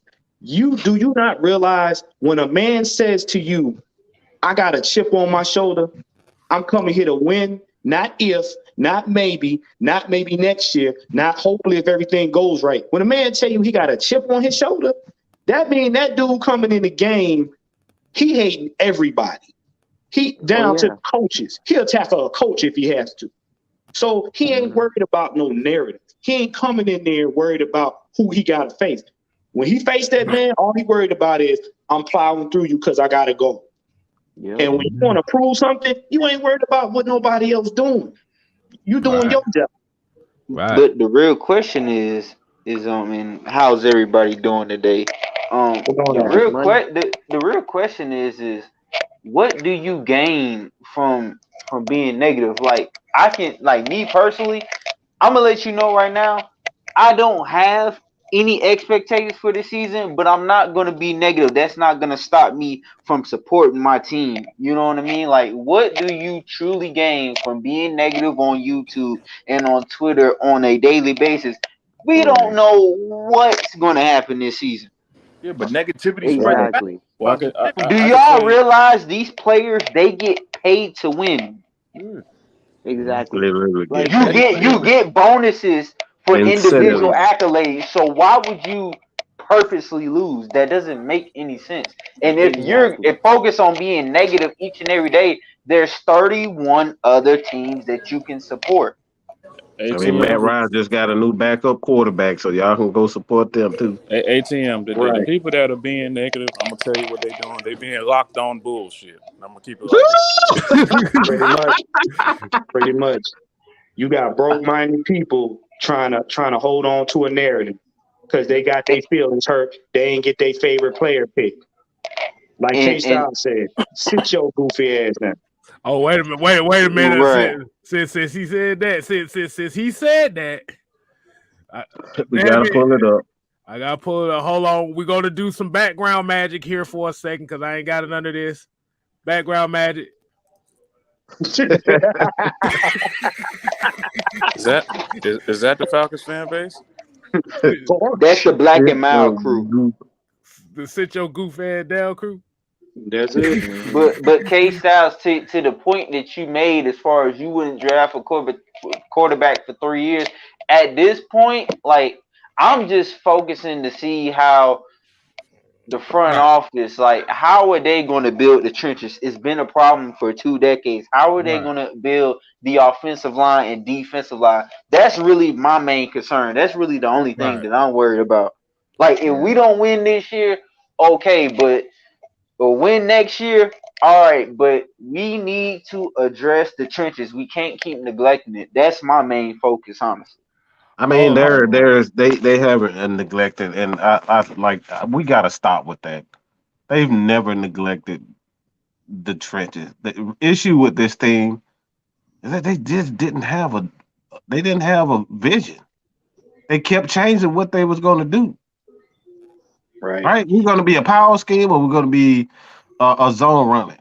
Are we gonna be fast and physical? We just gonna be fast. Like the vision has always changed. So when I hear people say, "Oh, the offensive line sucks," well, the offensive line sucks because they don't know what the fuck they gonna be doing from week to week. We don't know if we're gonna be running the ball 50 times or passing the ball 200 times in the game. True. So we Well, got let me the correct. narrative have to. Let me correct that then, Mike. I'm sorry. The vision. I'm looking to see if the vision is going to be more focused on the trenches in the future. It's more so. It's not even that. It's and like I said, I don't want to sound like I'm picky. It's not even that. The vision is more so how we're gonna make these guys. We always say one thing. I always say one thing when we talk about players. How are we gonna get the best out of that player? So when you got running linemen like Caleb McGarry, these guys are run first linemen. Chris Lindstrom is probably the only balanced guy. He and Jake, his strength is probably run blocking. Mayfield, his run blocking. Hennessy is a better run blocker. So you kind of get what I'm saying when we talk about we gotta get the best out of it. That's the same thing I've been saying about Isaiah Oliver. Isaiah Oliver was never a zone cover guy. You gotta put him in a position where he can succeed and be physical. He's a physical freaking corner. So we're not putting these guys in a position to succeed. It doesn't matter how many times you draft this guy in this position. You're not getting the best out of what he does well. Right. One thing that we got to stop doing is just looking at year one and thinking they're going to do the exact same thing in year two. And I'm talking about the offensive line when it comes to that. Because everybody's like, well, Jalen Mayfield's the worst rookie I've seen in a long time. It's going to be completely different because they're going to have a completely physical run game this time. They're going to have a different focus on the run game. You can't Well, see, you project got him to be like he was last year. That was his rookie season. He's going to be better. Same for Caleb right. McGarry. Everybody's want Caleb McGarry to fail. Everybody want Matt Hennessy to fail. I'm tired of hearing, I hope Drew Dalman takes his position. Like, for what? That man was really thrown into the fire because Josh Andrews and Matt Gano hurt, so it really wasn't no choice but for him to play at left guard. That's Arthur anyway. Smith's style, though. He wants these players to develop at their own pace. He said the same thing this season for the players that we got now. They But you not got to gonna look. just throw them out there because these fans want to see the young and new, fresh damn Lions. But you got to look at it too. A lot of our deficiencies cause problems in other areas. Like when the receivers couldn't get open, that put more pressure on the O-line to protect Matt Ryan when he had to hold the ball. Yeah. And that's what people overlooking. When you got a deficiency in one area, it's a chain reaction because you had smaller receivers that couldn't break and get open. You put more. You forcing the quarterback to stay in the pocket and hold it. Then you're forcing the offensive line to try to hold up even longer against big defenses. So eventually they're going to get tired and let somebody through.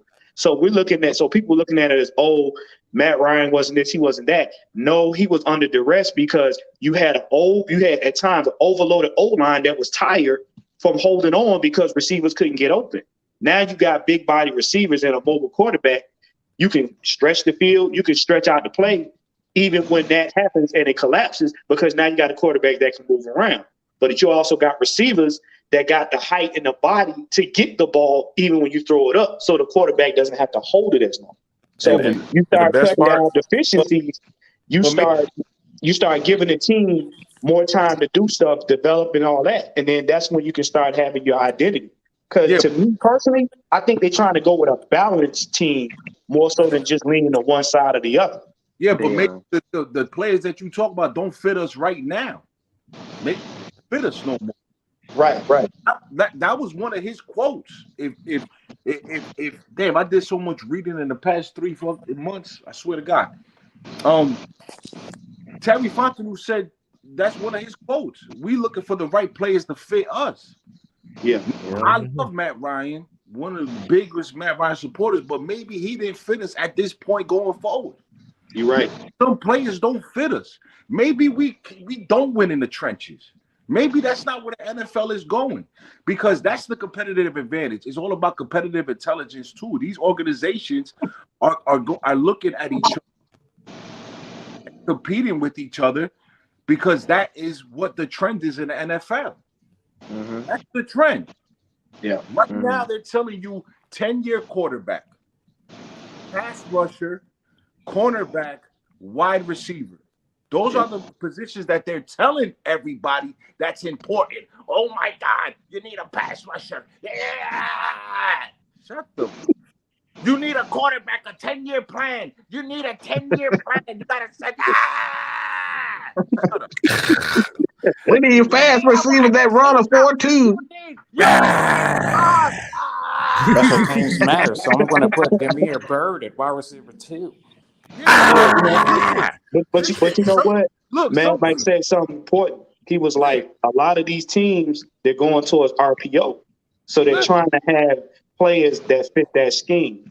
You know, to kind of make it more RPO is fluid. just a word for West Coast offense. I wish Yeah. we stopped using Okay, RPO. It's Oh, it just an quick worked thing. out for offense. Green Bay. West Coast offense. It worked out for Green Bay. We didn't keep far. It worked out for the Chicago Bulls because the New Jersey Nets dumbass took Sam Bowie before Michael. It worked out for them. Come on, guys. Like, seriously, come on, guys. Like, look, some players just don't fit us no more. They ain't gonna fit us no more. We gotta move on. That's it. Right. Turn the page. Right. Turn Hell, the page. a running Oh, back that only averages 2.2 inches of carry don't fit us either. Who? That who's man that? said 2 inches. Hell no. A running back, a running Yeah, back we that were averages averaging. 2.2 inches of carry don't fit us either. What they Oh Yo, yeah, do? yeah. I yo, know what you're up, talking about. fam? Yeah. What's Daz, what's good? going on? What's going on, Daz? What you know Not good? much, man. Hey, What not you know, much, no man. Look, good. man, people gotta Don't you stop know all no this. People gotta stop all this tank talk, man. Like, come on, people not looking at what Arthur Smith and Terry Fontenot is doing, man. Like, just read between the lines. They're trying to tell They us. letting everything happen organically. No, they not rushing to get a quarterback. Like we got Ridder and Mariota, but just look at what they're doing. Pick Ridder up in the third round. You get a quarterback that has showed you he can come in and actually throw the ball and actually do what we need to do to win games. I was in reference to Mariota playing the Chargers. Now, when you watch that game, Mariota had an awesome game when he kept throwing the who? Darren Waller. So of Mm-hmm. course, Arthur Smith looking at that like, oh, we got a Darren Waller, we Wow. got a Darren Waller here. But also people knocking Desmond Ridder, oh, he's inaccurate. Like, he need to work on his accuracy. Look at all of the receiver acquisitions we got so far. Not only Mm-hmm. are all of them tall, but all of them dominate when it comes to playing that 50-50 ball. So even if they can't get open, they open. They bringing people in to help them QBs out, man. It's And like people having not Shaq in the post. That's It's it. like having Shaq on the post. exactly, Even though you got three people around Shaq, he's still open. Just throw him the Look, damn ball. See, Pretty exactly. much. what But needs to but be you highlighted a bit more is Desmond Riller's intelligence. He's going to sit back and learn and be able to learn quickly. I know Thank you. everybody wants to exactly, throw him Yeah. out there and be like, just Thank you. show me what happens. But Mariota's here for a reason. He's going to play well. Stop expecting him to fail. exactly, Desmond exactly, Ridder and He is a that's my natural point. born leader. Have you not seen this dude? This dude was like, yo, we in rookie camp, like, yo, guys, we messed up. We got to come Yeah. back and do it again. Like, Mm-hmm. this dude told you, he was like, I'm not here to be snappy with the OGs. He said, but I'm here to be like, I'm a leader. I'm here to tell my people, hey, look, we messed up. Let's go back and try it again. Like, how Yeah, many rookie quarterbacks got that kind of energy, and then everybody else, feeds into that? His it's trainer not speaks many of well them. of him. Yeah, His trainer speaks well of him. Even in some of the rookie highlights I've seen, you see whenever he's going through his, for example, the Atlanta Falcons YouTube page posted a highlight reel of Desmond Ridder going through his footwork. Now that's important because from what everyone's been talking about, the biggest knock on Desmond Ridder was his accuracy. And I believe most people have attributed that to his footwork. So whenever he's going through his read, or if he's looking people off or doing whatever, it all kind of starts in the feet. If you're going to look someone off, you move your feet, but then you move your feet back to the place that you want to throw it to. Therefore, open up your hips, going through the proper mechanics to make sure you get the ball out on time, yada, yada, yada. Desmond Ridder, from a mental standpoint, throws with anticipation, uh, knows how to read coverages, has a lot of experience reading all types of coverages. And despite the times where he wasn't accurate, knows how to throw the ball in certain portions of leverage. So it's not like this dude ain't stupid. He's not no RG3, with all due respect. He is working on his weaknesses. Like Jordan Palmer has compared him to Dak Prescott. So I mean, I think that is he going to be ready to start That's fine. right now? I don't know, but I think he will be able to take on the reins at least next year. Right. And I think, honestly, man, the dude was a 4-year starter at a smaller school, and he's been winning ever since he got there. You see the leadership. Now you can see why you take an organization or, I guess, a school like Cincinnati and you get them into the playoffs. Man, the playoffs is not set up for Cincinnati to go to them. Like, let's be real. Like, it's the Alabama Invitational if you look at it. But it's not set up for schools like them to go to the playoffs. But he got them in there and he took them. He got them at a decent point, man. Like, that's all you need. Look at our regular season, man. Look, it can. I don't even know if you can call stuff ugly, but man, we make it in. We make it in. Like, that's all you need is that one shot, i.e. the Giants. Like, the Giants want all of that, but they had that defense and they got in the playoffs. Once they hit the playoffs, they just got on the street and you couldn't stop them. And that's what I'm waiting on Atlanta to do. Just find that groove, keep hitting that groove, and then boom, we unstoppable. But I feel like we acquiring the pieces that we need to build a foundation. They're not trying to do everything super quick. Oh, let's draft a quarterback in the first round. Let's go shoot in the dark at these people and then bring them in, and then they just don't work. Like, nah, they mythology is like crazy. And I just don't think people sitting back and really understanding what they're trying to do or what they're trying to accomplish when it comes to acquiring these players. Because me personally, I don't care who you pick up. Can they play? Can they play? Can they understand the offense? And can they execute their role? I don't need you to be Superman. Execute your role. Like, play your role and everybody else will eat, you know? Yeah. I'm expecting when this year, I'm expecting some stuff, especially when we're going against teams like the Saints, the Panthers, teams that are really good at press man. I'm expecting Drake London to get open on these comeback routes, these back shoulder fades and stuff like that. Let's just say hypothetically he doesn't. I'm also expecting us to run bunch setups like how we were running when Kyle Shanahan was here. And he did run a lot of bunch setups last year when we didn't have as much better talent. And I expect we see a lot of that. So Brian Edwards can start getting better releases. Drake London can start getting better releases. Auden Tate can start getting better releases. And we can just like go from there. You have wide receivers that maybe they might not be the best at separating, but they make it up at the catch point. So that's what I'm hoping there. And in the run game, you know, with the trend of two high safeties, you don't want to do that. You don't want to do that. We can go heavy personnel. We can run light boxes or lighter personnel and still run from shotgun, because not only do we have a good quarterback, but our offensive coordinator tried running a few plays from shotgun, and they had potential. Had Mike Davis not been stupid and had some eyes, maybe we would have converted more first downs out of shotgun. But the man can't see the hole. He can't see the hole. He can't see the hole, of course. But when I'm looking at this last year, I'm thinking Arthur Smith wasn't the problem. Like, this man was drawing up plays to get people open. Tristan fucking Blake, Tajay Sharp. Mm-hmm. And you expect him to put up 4,000 yards and 50 touchdowns and shit? Man, y'all fucking psycho. Russell Gage had AJ Brown stats at a moment in time, so it wasn't, you know, he made with what he could. So we out here bringing Marvin Hall up off the practice squad. Right, Marvin Hall. Up here talking about, well, man, I don't see what this offense can do. How the fuck can you see? I say it again. Right. All the receivers under 6 feet. They got to jump twice their body height to catch the ball. Power bomb, jackknife power bomb, power drive at the line of scrimmage. Right. I was thinking more, I'm going to go first week, junkyard dog. Right. That's the way. I was thinking about JYD real fast. Yes, With the saying? I'm thinking about junkyard dog, baby. I'm thinking dancing on them Saints the first week like JYD. See, what's going to happen is Arthur Smith is going to overload the field on offense, so it forces the team's defense to have to pick and choose their battles. Because the tendencies is going to be they need to take out Kyle Pitts. That's going to be their number one thing. Then they're gonna try to, frustrate the frustrate the rookies.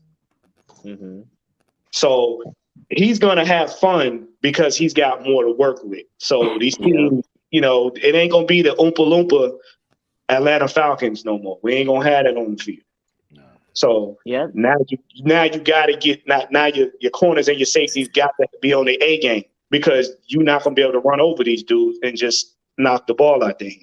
And you can't bracket pitch the whole game because you got other pieces on the field that you got to contend with. Yeah. Hey, Your Styles, starting can I wide get into receivers it? are going to be 6'5" apiece, man. 6'3", 6'4", 6'5", 6'5", 6'6", 6'6". And they ain't tiny. They ain't pencils. They ain't. It won't be no high bombs on this line. Right. What about what do you guys think about Dr. E? Dr. E? Yeah, the guy that we drafted who's a doctor. I said Dr. Rush. Ibikite. Arnold Ebiketie. He gonna be a problem. I want him to have about 5-6 sacks. That's what I'm thinking. I don't know. Hey, look, I'm about to say, as much as we talk about Ibikite, D'Angelo Malone is somebody. There's two guys we need to be watching for this defense this year, and Right. it's D'Angelo Malone and Timothy Horn. Right. I'm paying attention. Talk defense. K, talk that defense, man. Hey, bro. Hey, we need that defense, bro. Talk that Philly shit. If Timmy can make the team, you got to keep your eyes on him. Yeah. If Hey, he makes, I need about. Can 5 I get into it? AJ this year. I need about 5. About 5. Yeah, about 5 interceptions this year. If you talk about $100 million like Denzel Ward just got from Cleveland, I need about 5. That's if they throw it. There you go. But that's if they throw it his way though. I'm just saying though. But the thing is with AJ, if they don't throw it his way, he's doing his job. He's doing his job. I got that. But if they throw it his way, and what you say? Hold on. So what you say? First week is the Saints, so he might see the rookie Olave. You might see him right first week. Yeah. Oh yeah, they gonna put Olave out there, but they been bragging on. Okay, I got no damn choice. I can't wait till my defense starts smacking. All right. So, This is what my Alex cue trying to get into. What you got? All right. So I'm gonna get into it. Let's talk. And forgive me if I go too fast, but I'm gonna get into it and I'm gonna get passionate. So I'm gonna start speaking either fast or like very, very loud. Man, shut up and talk. Anyway, Get that man let's he get need started. a vitamin Percocet. Yeah. All right, let's get started. Here. So, we start yet? The team that we're going against with the Saints, we have a lot of different options. Let's first talk about us running stuff from shotgun. All right, we could start running the ball out of shotgun with inside zone, which I think is going to be more ideal because I don't think Jalen Mayfield is as good at reaching far, like making those far reach blocks as he is a little bit inside with manageable distances. And we already know Jalen Mayfield got that strength. So that is going to be very, very dangerous, especially with Marcus Mariota being able to run and Damian Williams. Damian Williams is going to be important because y'all had mentioned that Kyle Pitts is going to get bracketed. And at a certain point, if people can't hold up with Drake London, he might, y'all might have to bracket him or stop playing man coverage at all. Which, if you stop playing man coverage, we're just going to burn you to death with zone beaters all the time. Because Arthur Smith is really good at making those zone beaters. Because the whole kind of Shanahan zone system is kind of also predicated off of bringing extra people inside the box so they can start running these play action plays or these flood concepts to just get easy chunk plays. But I'm moving a little bit too fast. So if you bracket Kyle Pitts, that leaves a lot of stuff open. God forbid if y'all put Quan Alexander on Cordero Patterson or Damian Williams, that's just going to be an easy 7 yards day after day after day. And then you got Drake London who can get open. And then you got Brian Edwards, who can start just, I don't know, mossing people. And then you got Auden Tate, who will moss people. And then this is all without talking about the quick game, without talking about heavy personnel of us going in I formation and running the ball and yada, yada, yada, where we can bring extra safeties inside the box and then start running these play action plays and stuff. All right, now let's jump to the defensive side of the ball. All right, they got Olave, maybe Michael Thomas, and Landry, Jarvis Landry, and Marquez Callaway. So the Saints, they got weapons on the offensive side of the ball.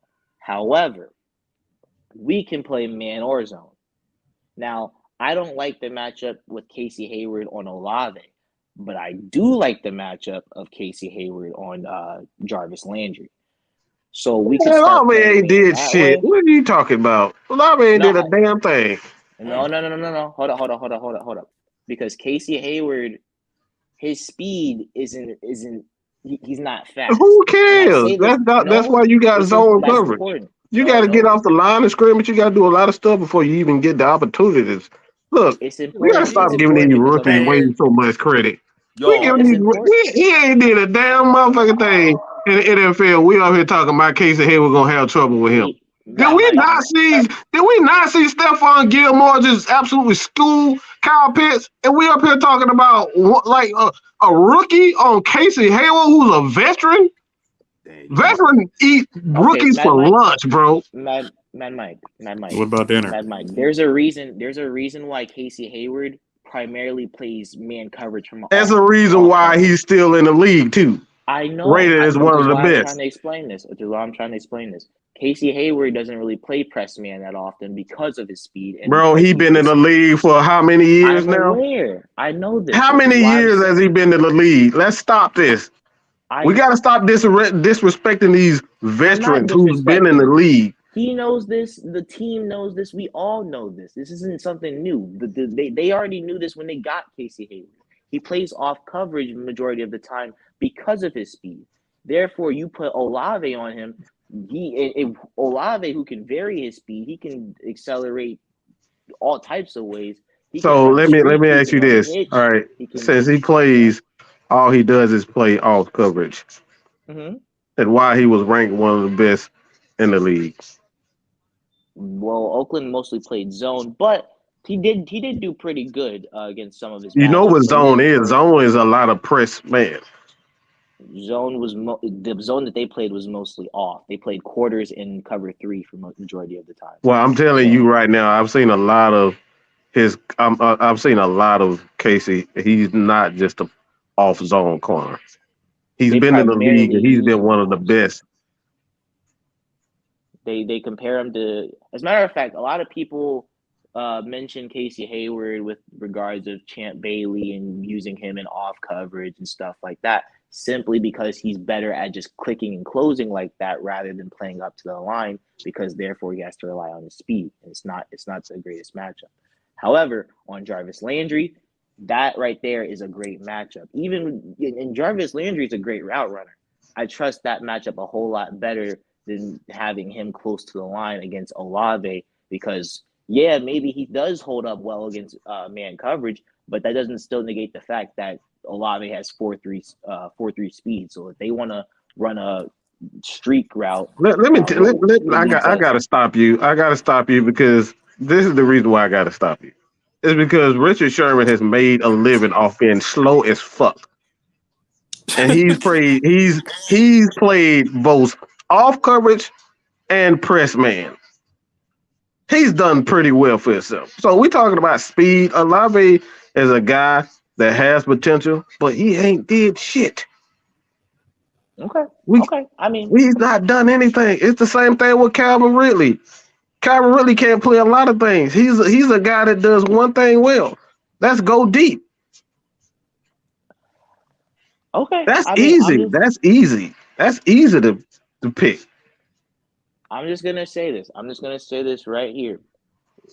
When week 1 comes around and we see Casey Hayward and you don't see many. Oh, it's possible for everybody. It's possible for AJ to get burned. It's possible for everybody to get I'm not burnt. saying that he's gonna get burnt. I'm just saying when week 1 rolls around and he doesn't get a lot of press man reps, you'll know why.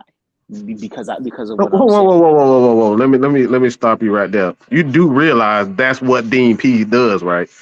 I know he plays press man. I'm aware. I'm aware he plays a lot of press man.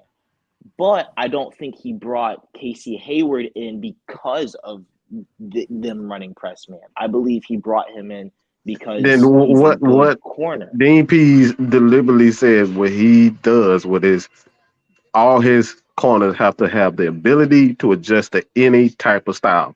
So you don't bring a Casey Hayward into Atlanta if he can't do those things. I'm not saying he can't. I just don't think he does it as well. I don't think he's that good in press man. I'm not I saying think he can't. y'all gotta bring up Jameis Winston as well. Y'all know he about to throw 30 interceptions. Jameis Winston, week 2 Jameis Winston of last year is different from week 8 Jameis Winston of last Whoa, year. whoa, whoa, whoa, whoa! 30? You talking about Mr. 30 for 30? Yes. You talking about somebody And who think he's a Jabu? yes. Before y'all even say this, I want y'all to look at games week 5. Week 5.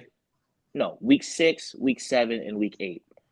Those games are against the Commanders, the Seahawks, and the Bucks. Now, the Commanders and the Seahawks, you can do Man, with that please what you stop. will. Just say the Washington Red team, the Red I team. live in DC, so like I can't say that. So You're anyway, gonna get canceled if you say that R word, Mike. exactly. Well, The no. R word. What the hell are you talking about? Mad Mike can say it. I can't They say it are because the I live in DC. Commanders now, Mike. You cannot say Ain't that no R fucking word, sir. commander. Okay, wait. I said red team. I ain't say Redskins. I said red team. You said it. Why would you say it? Damn. wait. ATM. They're the Guardians. The Guardians. Oh my Okay. god. Anyway, when you look Man, at, I'm not giving no rookie no props until he proves that shit on the field. We got to I stop. feel Like, it. I mean, I'll get into that in a minute. But Jameis Winston, when we're talking about week 6, 7, and 8, you can disregard the Commanders and the Seahawks game because the Commanders didn't have the best defense towards like the first half of the season, and then the Seahawks last year was like one of the worst defenses ever. But in the game that he got injured against the Bucks, he was playing really really well up until the point he got injured.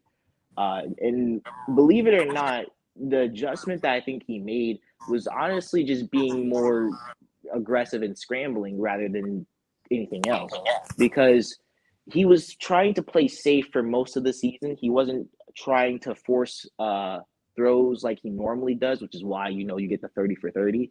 But with him doing that, he was taking a lot of sacks because he would hold the ball too long.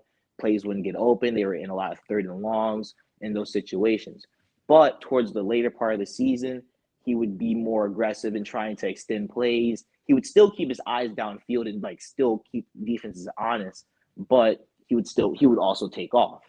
And he was really, really good with his pocket presence and being able to scramble and being able to still extend plays and keep his eyes up and look people off.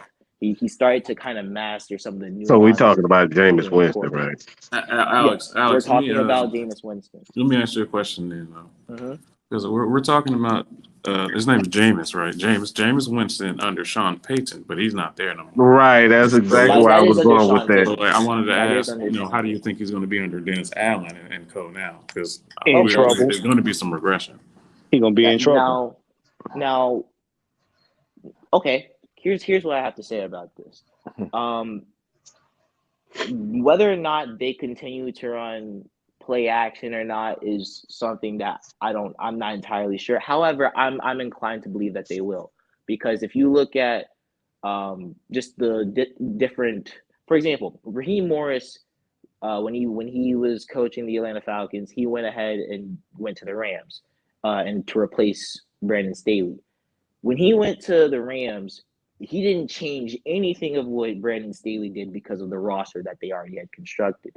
So they ran practically the same scheme, with just with slightly different modifications because of the adjustments that teams were making. But it was practically still the same scheme. with the offensive coordinator that they have here, they still have the same offensive coordinator from what I understand. And I think they're still going to run the same scheme for the most part. And they also have more weapons. They have Jarvis Landry, who can get open versus press man. They have Marquez Callaway, who did pretty good for a guy who people had no expectations for. They have Chris Olave now, who can take off the top for some corners. And you have Michael Thomas, who may or may not come back. So that's whatever. But the scheme is still going to be primarily trying to run the ball to AK if he is still on the team. But if not, he still showed a lot of good flashes with quick game, with Alex, some deep Alex, yep. let me say this. You're very good at noticing players. All right. Just want to say that. I was going But guess what? The Falcons have been running the same scheme. They ran the same scheme under Steve Sarkisian that they was running with um, Kyle Shanahan. Same scheme, different results. Why is that? Because he's not Kyle Shanahan. As much as everybody want to hate Kyle Shanahan, he's still a brilliant play caller. Makes mistakes in big key moments, but Steve Sarkisian ain't Kyle Shanahan. That's the biggest issue. So we talk about players and matchup, that's one thing. But when you talk about coaching versus when you have that, when you have a Michael Thomas, he knows how and when to use a Michael Thomas. He knows how and when to use a Alvin Kamara. A lot of coaches don't know that, and that's something that even Arthur Smith is still learning himself. He needs to learn how to use these guys, when to use these guys in situations. It's 3-1. Maybe I should use a running back right here, or maybe I should use a wide receiver slant, those types of things, tight ends. Like these are the things that you learn in being a head coach. And like I said, it could be the same scheme, but we're talking about players. What separates great coaches from average coaches is when to use their players, when to call on Tyrone, aka Hoj. All right. Hoj Simpson. Why you got to do you him like make that? you make good sense, Mike. Because I've been telling people about that. Because Sean Payton would get in a situation and dial up something on a dime just from his experience. The coaches that's under him ain't gonna be able to do it like that. What's the quarterback? Not to that extent. Taysom Hill, for example, Taysom Hill. He knows exactly when to use and feel that momentum. All right, we losing momentum. Let me, dial up a couple of plays for Taysom Hill. All right, we getting a little bit too physical. These cornerbacks are getting a little bit too physical. It's time to let Mike Thomas, wear these guys down a little bit. All right, the running game. This is the physical running game right now. I can't use Alvin Kamara right here. Let me go to Mark Ingram. These are the things that coaches have to understand during the course of the game. So it's not so much the scheme. Everybody run the scheme. Everybody pretty much run the same schemes in the NFL, like you said. But it's when you learn to use those things. And this is something that when you got a quarterback like a Jameis Winston, you got to take the ball out of his hands so he don't make those types of mistakes. And that's what made Sean Payton so good and why he was even in a good position where he was playing good last year, Jameis Winston, because he wasn't allowing Jameis Winston to fuck shit up. Yep. Because as soon as Jameis Winston get enough pressure on him and you rush him, he's gonna throw them interceptions because he's not gonna want to take them hits. So you're wrong in your assessment as far as the players and matchups and all that. You're not wrong at all. But what separates good football teams from bad football teams is running the damn ball when you have a 28-3 fucking lead. You feel me? Yeah, I feel you, and I'm not saying that the offensive coordinator, like the offensive coordinator, I don't think he obviously isn't Sean Payton, and I'm not expecting him to be as smart and savvy with his play calls like Sean Payton is. However, I think that the way that the NFL works, with just the trends that I've seen, is that people are still using their successors or like people that already used this scheme and implementing things of their own. Now, I think Arthur Smith this case was different because practically the last regimes literally just threw the ball 18 million times and tried to like go win a game like that. So Arthur Smith brought his own scheme. However, this situation is different for the Saints because they've already had Sean Payton, who's dialed up a whole bunch of calls and made their team more so of a run, play action, balanced type of team that can execute plays via shotgun. Now, obviously, I'm not saying that they're going to have a lot of success on a down-and-down basis like they had with Sean Payton, but I think that the principle, the concept remains the same. And Jameis Winston has shown to me that he's capable of executing that concept if need be. So I don't think that we should just kind of overlook Jameis Winston like, he's going to throw a pick because he's been working on that. I don't think who throwing 30 interceptions in the season. Let's close K-Style. But it's hard to trust a guy that's throwing 30 interceptions in the season, and he's been consistent with that as far as his turnovers are concerned. Even not just interceptions. Jameis Winston's been a guy that fumbled the ball at the wrong time, tried to do too much. You know, he can throw you 5,000 yards, but he can also throw you 50 interceptions if you let him off the hook. So I think this is gonna. I think everybody is just thinking that this Saints team is going to be the exact same thing. It's the same thing. It's the reputation. Oh, I trust because they got this and this and this and this player. Well, they don't have Sean Payton. They don't have Drew Brees. And we saw the fall off of their offense. You know, even with Drew Brees, the offense wasn't the same, even with Sean Payton at the helm. So are they going to be a bad team? I don't think so. But I can tell you one thing, they're not going to be as good as people think they are. Because I saw, even from the defense, I saw I saw Hayward getting, tired a bunch. I didn't see that same, energy that he typically has on the defense side of the ball. So, let's close and everybody get their last takes. All right. We're gonna go ahead. We're gonna start with hold on. Let me see. Colin Green, boy, you need a hug, bro. Vontae, you ain't shit. You know that? Exactly. Well, Colin Green had ample time to explain his case the whole show because I've been seeing that name since the beginning and he ain't said that. So everybody don't worry about him. He wants some damn attention. That's all that is. He need a hug. And he wait till now to talk shit. Alex will give you a hug. Oh, absolutely not. Sorry, no. Bad Mike, no sir. Right. Buy you more Percocet or something. Right. So, ATL Leo, let you go ahead and goddamn get your final word in, man. I know you've been sitting there for a while. Can y'all hear me? Yeah, man, we got you, man. Yes, sir. Well, I just was sitting backstage learning from y'all, but what I did learn is some of you fans need to stay off cocaine. just please stay the fuck off the cocaine. Even if you're doing Tide Pods or laundry, stay off that shit. Or just like you're in general because not Tide Pods. Y'all, some of y'all just try 420. It's good for you. Get some common sense. But other than that, pretty good show. I'm optimistic about next season. I think we're gonna do better than what we did last year, but we will see. And for all you other fans who just negative, just call Dr. Phil and shut the fuck up, please. Stop making my fucking brain. Get your dad down somewhere. Just like Unc said, we don't understand stupid.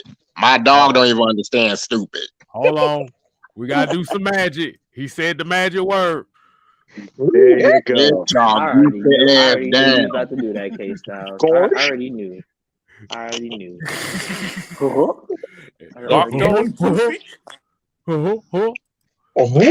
think Goofy a word. We probably gonna have to use Homer Simpson on that. Just bring up that pot of toast, man. That's all. That too. We might playhouse. Where's that? Where's that? Powder toast, man. Bring that shit right back. Look at him scraping off the stupid. Right. He ain't scraping off enough. Look. He looks stupid, scraping stupid off. What kind of shit is that? Oh my god. Y'all wow. We ain't shit, bro. I already know it, man. But all right, man. That's all you got to tell these folks just to sit their goofy ass down. Yep, and stay off the damn crack. Y'all making our heads hurt. Where's it? And Cocaine's a hell of a drug. Hookah messing up their brain. Ain't even the damn hookah. Man, ain't no damn hookah, boy. That's that fentanyl, boy. That's what that shit is. They probably snoring on baking soda, pure baking soda. Right out of goddamn soda, fresh one. They fresh off that Bisquick.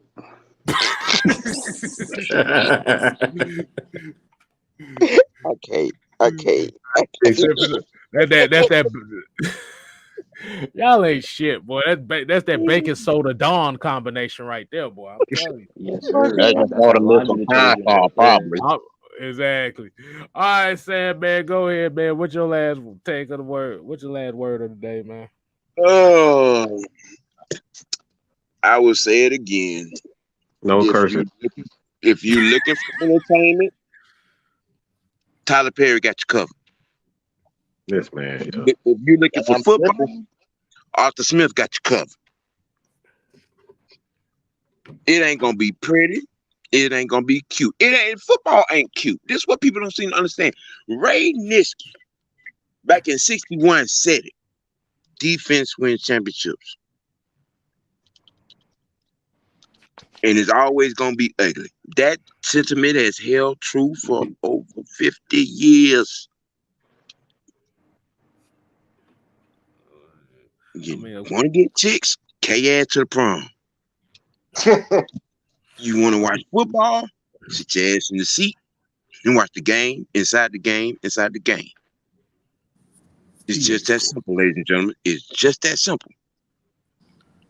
But you out here trying to differentiate what's boring and what's entertaining. San Antonio been boring for decades, and they got a few championships. I'm just saying. Your perception is a little warped. Y'all wanted change. You got change. Now you're mad with the change.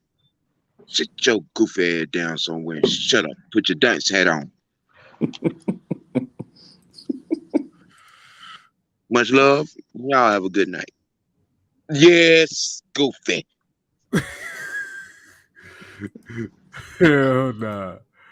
All right. Alex, what you got for us? Alex? I ain't even really got much to say. I really don't. Things could be. Motherfucker, you get talking now. You don't want to talk. Okay, hold on. I got some stuff to say. Hold up. You know what? Now that you done got me started, man. All right, hey, dude. Hey. Don't raise Alex's blood pressure up, please. Don't raise his Please don't raise the man's blood pressure up. He already been upset with the draft. Please, let's leave Alex alone. Yeah. We do not want him to commit suicide. Maybe the fake fans, y'all can commit suicide. He ain't got his pills tonight. He ain't got his pills. I just want to know why. Why? Y'all want to know why? I'll let y'all know why. You want to know why? Because the Chiefs. All right, that man needs to get fired. Yeah, man. Here you go They need again. to fire their GM. They need to fire Andy Mike, Reid. give this man his pills. They need to go. I promise you, they need to go because it just don't make no sense. Like, how do y'all do this year after year after? Stack, Mike. Stack. Get his pills. It don't make sense. Hey, Alex, it's over with, bro. It's not over with. I gotta go through this year. Mike, you need a glass of water. Bro. Get it. Someone like do Oh my something gosh, about Coca-Cola this. at his house. Bro, Ain't nobody talking about it. It's crazy. bro, We do out you here need to talking get about do the you need to Saints. get thumped with the book of Tai Chi or something, bro? God damn. Nah. You know what I need? I need I for can them see to his gray hair fire growing. I need for them to fire the Chiefs GM. That's if they do that, you know, I won't talk about the Chiefs ever again. I promise you I won't talk about the Chiefs ever again. But it's Yeah, not that's fair. bullshit. It ain't K fair. Styles, he need $40. It's not fair. $40. I told you he ain't got his pills. Mad Mike. Y'all need to get him his pills. I need you to fire. I need you to like get him fired, okay? I need you to get the Chiefs GM fired, and I promise you we'll be all good. No rants, no nothing. We matter of fact, I'll come here preaching the Bible. All right, it will be a holistic channel, but I need you to get him fired, please. So you gonna preach Eric Bieniemy's Bible? Oh heck no! No. He probably gonna have the NFL block out all the games with the Chiefs. Exactly, I will. I'm working on that right now. I promise you. With this scout, the scout is out merch. I'm working in the behind the scenes to get that fired. Get him just cut out. Why did you have to raise this man blood pressure up? Hold on, wait a minute. Now, as we already heard, Alex, his blood pressure raised up. Alex, that ain't Sex Chronicle music. Hell no. That's that sexual chocolate interlude. We got to get you to chill. We got to get you to chill down, man. It's over with. Kansas City did what they did. Now, if they fail, they fail. They just fail. I'm gonna laugh. I'm gonna laugh. I'm gonna start taunting them. I'm gonna do everything possible. But Alex, I'm not gonna lie. Alex, kind of sad. It's not worth the energy. Come on, turn this music off, man. I like this. Nah.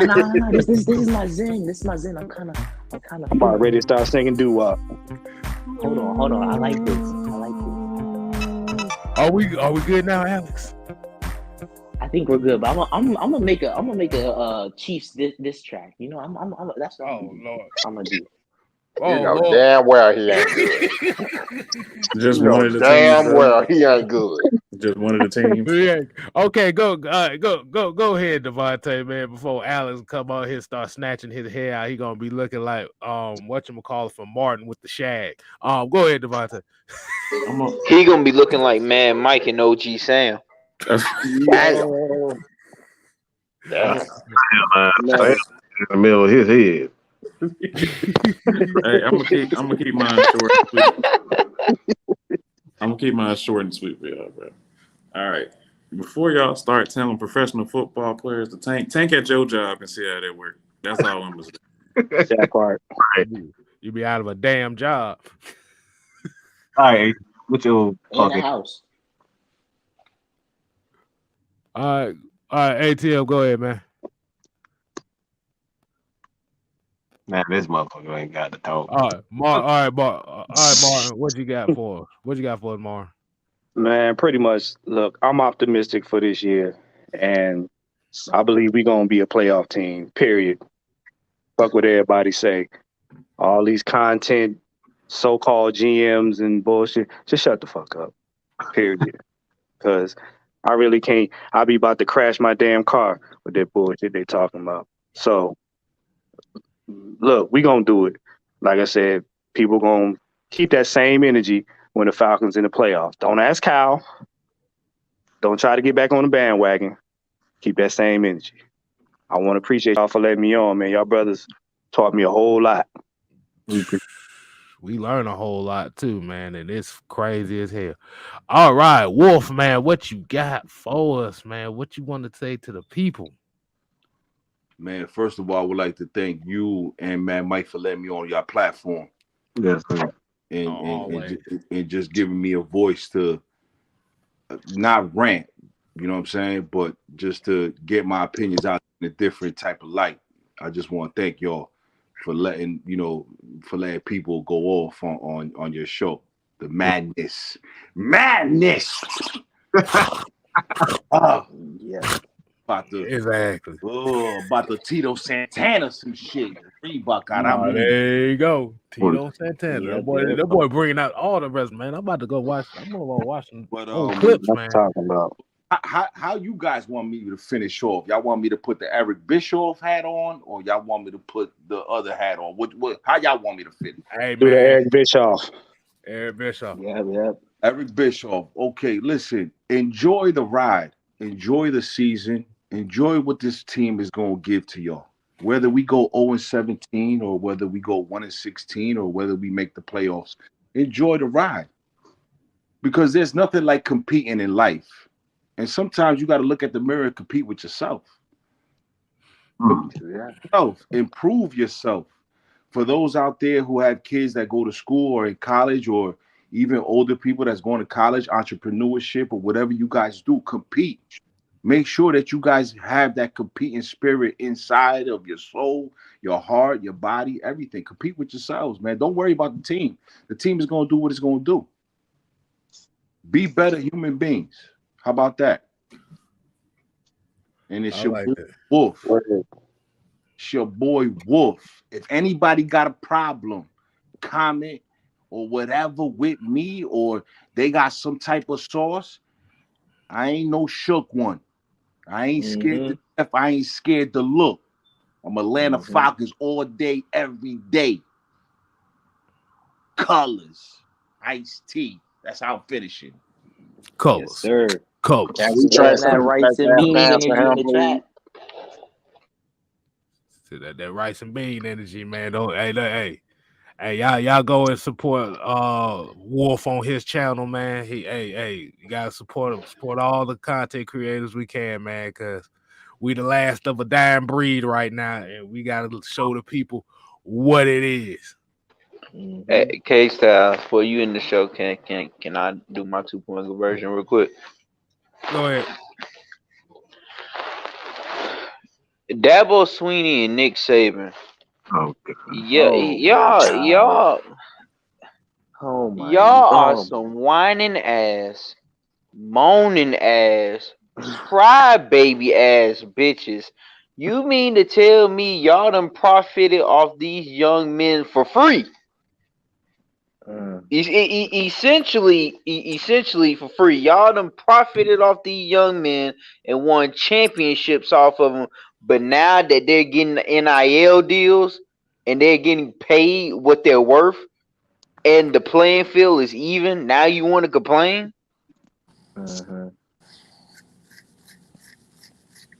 Ain't nobody said shit when y'all won the national championship.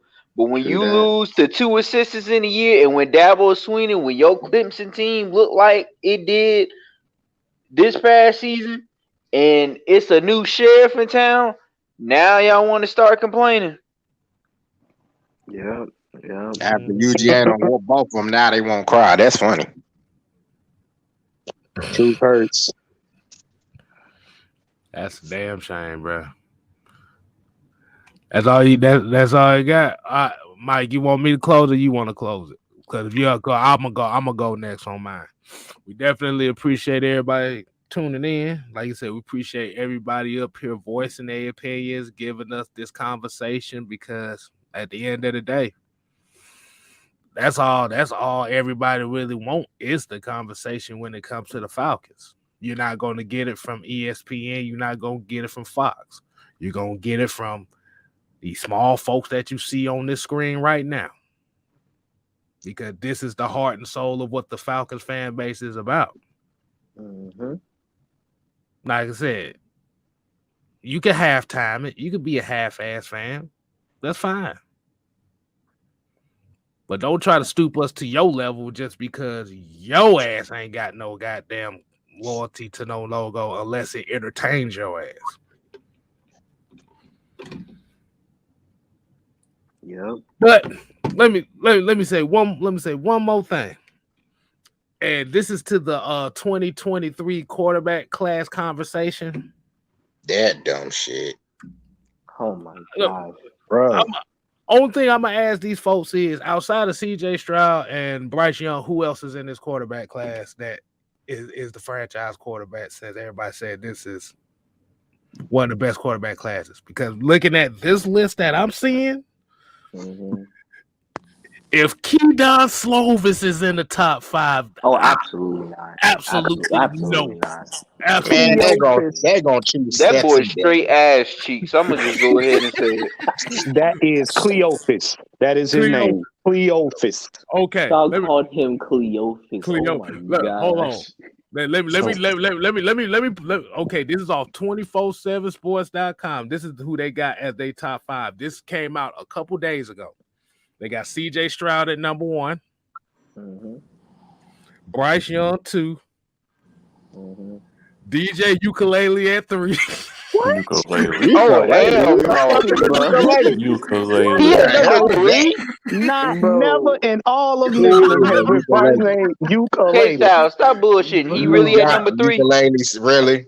K-Styles. Man, ain't no way. There you go. I say ukulele. What website is that? Ain't no way in hell. 24sports.com. Oh, keep going. What's the rest? You gotta hear the rest. I ain't even heard nothing about that. Number 4 is Cameron Ward. What Ward? Who number 5? Keydon Slovis, number 5. Where's Stetson Bennett? Stetson Bennett ain't in this list. We got Stetson Bennett need to be number 1 on that list. She just came off a national start that shit. K-Styles. This is how you know this list ain't legit. You already know me. I already got my draft connects. I already know people that have been doing way too early mock drafts right now. I ain't heard none about no DJ Ukulele or neither that list. That broski is undrafted at best. I called it when I seen that first game against Georgia. I was like, nah, this dude is not it. He's on the Byron Leftwich side of the game. Come throwing the ball. Stetson Bennett 2 times better than that man. He really should be number 2. Only reason why I put Bryce Young number 1, he won the Heisman. But Stetson Bennett should be number 2. Shit. Hold on. Let me finish the list. You got Bennett? No, ain't number 6 is Phil Jakovic. From wait, COVID. Wait a minute, we got COVID. Somebody named that boy COVID. I'm done. COVID. You got Ukulele, Cleophas, and COVID. Number 7 is Brennan Armstrong. Yeah, this is This is Tyler, like a USFL quarterback. Tyler Van Dyke is 8. At 8? Wait a minute. They have him at 8? Oh, they're out there. No, I don't want to hear. No, cut. JT Daniels at 9. Oh hell. Ain't that about a bitch? That's disrespectful as hell. Ain't that about a bitch? And Herndon Hooker at 10. Yeah, I don't want to hear this list ever again. This sounds like the 2020. No, this sounds like the 2023. No, this sounds like the 2023 quarterback of the Cream of Wheat Bowl. Come on now, this don't. They put It sounds like a fantasy draft, like I don't know what. You forgot Paul Blake. He wasn't in the top, bro. That list was so bad, my phone just died, so I can't read the rest. You forgot Paul Blake. They don't put Keydon Slovis ahead of Tyler Van Dyke. That list came straight from Backyard Football 2006. First of all, this sounds like the Tecmo Bowl 2023. Bruh. No, this just sound like. So Stetson Bennett wasn't on that list at all. Man, Stetson Bennett ain't never gonna be. That's some bullshit. That is some bullshit. Oh, the hell it ain't. Frodo do not need to be on that list. Let me tell you something. Frodo Baggins in the Shire where he belongs. I'm trying to figure out how do you just jump up and down for a dude named Ukulele? I want to figure out who the hell is named COVID. I'm trying to figure out how Slovis over Tyler Van Dyke. I mean, the same people who cheering for Tua, and I don't even know how to say his last name.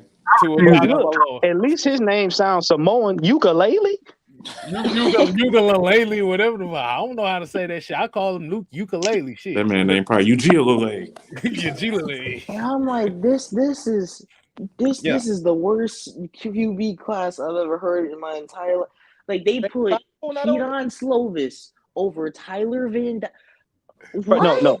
And y'all want On the y'all Dick Van want Dyke the show. Atlanta Falcons to tank for the cream of wheat bowl quarterbacks. They want Stetson Bennett. That's We the part. we They are want tanking Stetson for the Bennett East so West bad. Look, Shrine That's Bowl. a Bennett prove he can win a championship.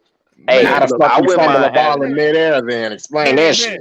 Man, these I Falcons like fans, Keon's these slogan Falcon too. fans We will ain't ride here. if they get Stetson Bennett, bro. I want to see us draft Stetson Bennett just No, to the see the fuck we don't. reaction.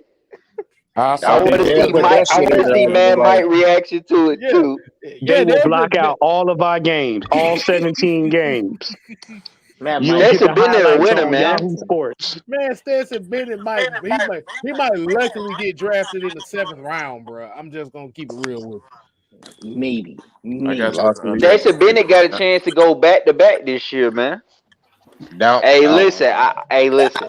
I wanted JT Daniels to start so bad, but I did say if somehow, even though I didn't believe in him, if we win with Stetson Bennett, I gotta give that man his props, bro. So y'all gotta start disrespecting that guy. But look, He is a national champion, Mike. Bro, Give he that gonna be the man his first. yeah, props. He but gonna be the look, first he Hey, get in the K quarterback to go Styles. back to NFL. back and go undrafted. He get in the NFL. Tim Tebow was a national champion. What the hell happened to that?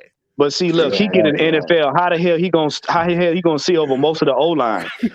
True, They true. gonna have he Hey, gonna have his ass on a damn stool trying to throw the football. yeah, that's what I'm saying. Like Van Dyke, the fact that Van Dyke is at 8 is insane. Like that's how you know that's not Bro, legit.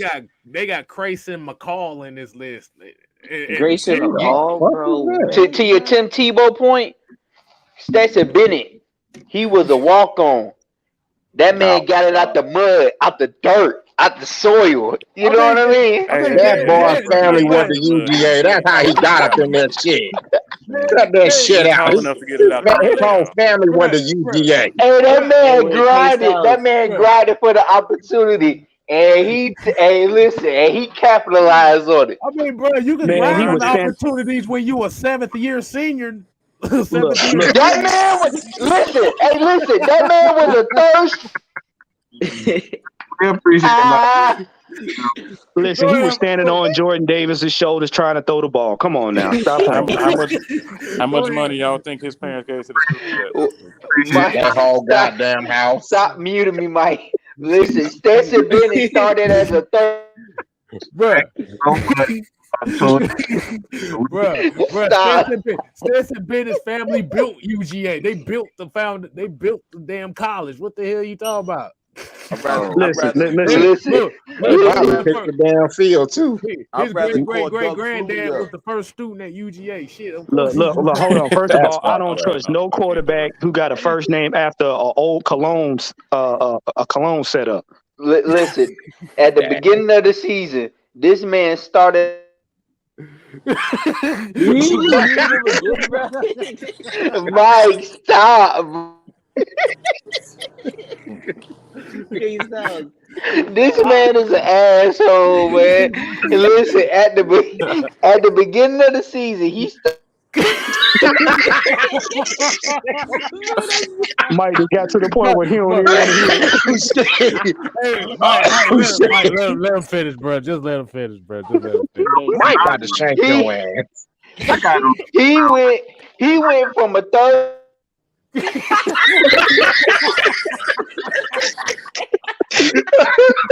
Oh It gave, my it god. gave Mike a headache. Mike, Mike, you let gotta him let that finish. man talk about the mailman like that. Mike, He let him went finish. from a third string QB at the beginning of the season We're having technical difficulties. Just don't mind that. to a national Y'all don't want us champion to be at the great, end of the everybody. season. Oh my gosh. Oh Oh, God. I guess Mike said he getting back at his ass for all them damn jokes he was cracking on him. I told you to gave Mike a headache. Mike don't want to hear about it. You tell me what quarterback went from a third string at the beginning of the season. I'll tell you right now. This man, Ryan you are an Russil's him. asshole, Mike. I'm gonna remember this day, Mike. I remember this day. I got. For all y'all that coming on here next, don't talk about the quarterback. Please don't. Y'all will give Mike too many gray hairs. Please don't do it. Right. We're gonna make a goddamn rant the next day about this shit. Please don't do it. Bruh. You about to make everybody famous with that shit, boy. That shit, boy, I'm done. I'm having no conversation about a damn 5 foot. A national champion. That's who we're talking about, sir. Don't make this man rant about the quarterback. Please He don't. went from a third stringer to a national champion.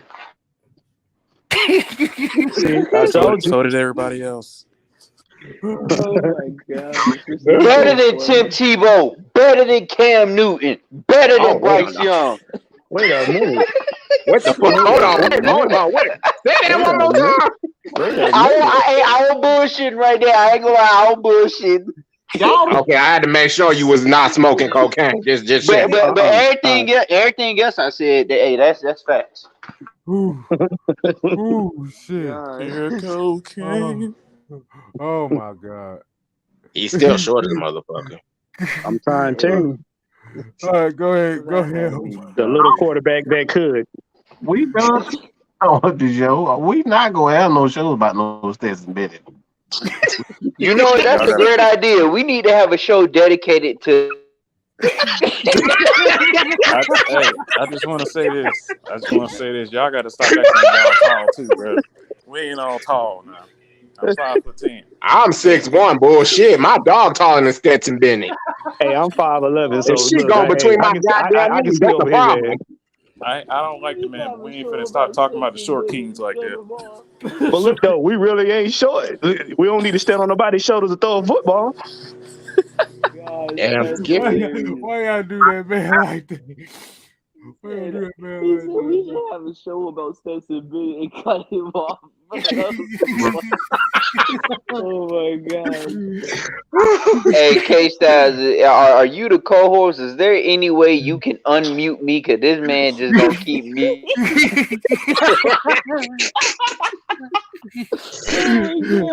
I can unmute you, but he can mute you too now. So. Well, every time he mute me, I need you to unmute me, sir. I appreciate it. Hey, It's foolish. Stop bringing up Frodo Baggins and he won't mute you. Right. Okay, man. Somebody hurry up and get to their final words before I dive laughter over here. Oh, we skipping over Mike. We skipping over Mike tonight. You can go ahead and close the show. I mean, I ain't got a problem. We use that name. That's all. I'm remember this day, Mike. It's all right. Hold on. Tyrone, what you got, man? We talk about Stetson Bennett. Yes, the national champion. Yes, sir. Yes, sir. Yes, sir. Yes, sir. I just said it. I can't say it. We talking about. I told y'all, can y'all stop before Mike go on a rant tomorrow about this shit? Hey, look. I brought O.J. Simpson up here. Look, I'm not gonna say anything to make Mike mad. I'm probably gonna piss ATM off more than anybody.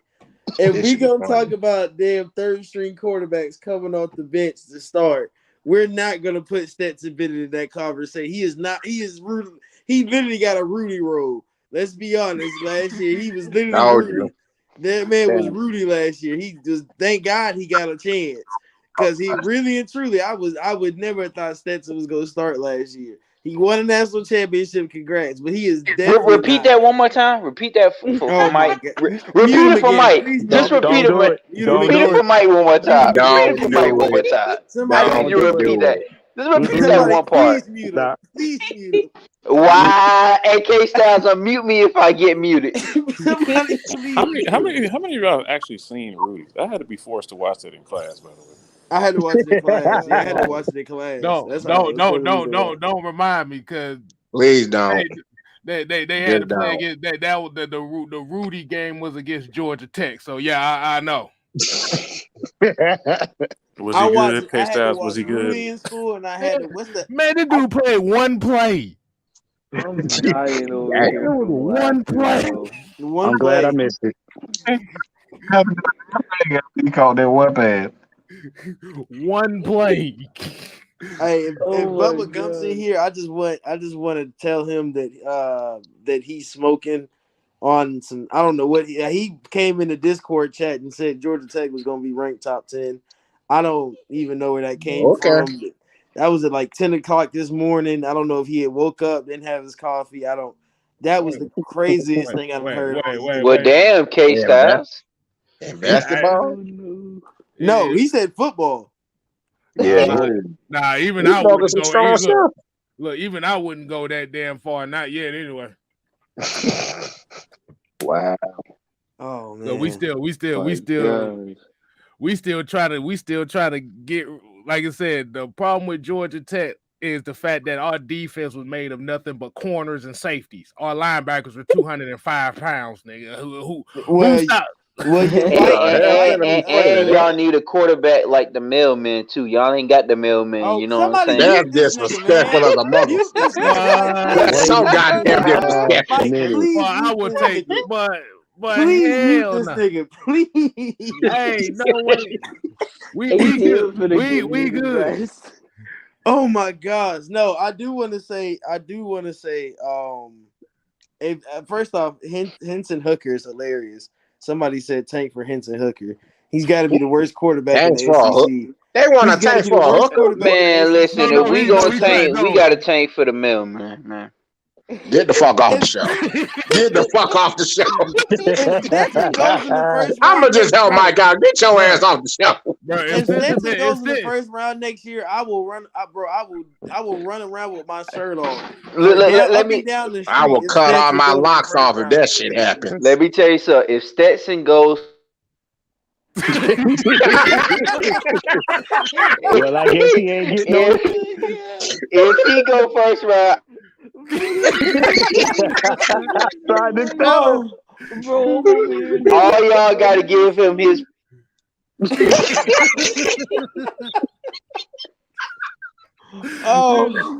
give up. Just give up, man. Y'all gotta give that man his props. Just give up. Just give up. Just give up, bro. Throw in the towel. So funny, bro. I don't have a loser mentality.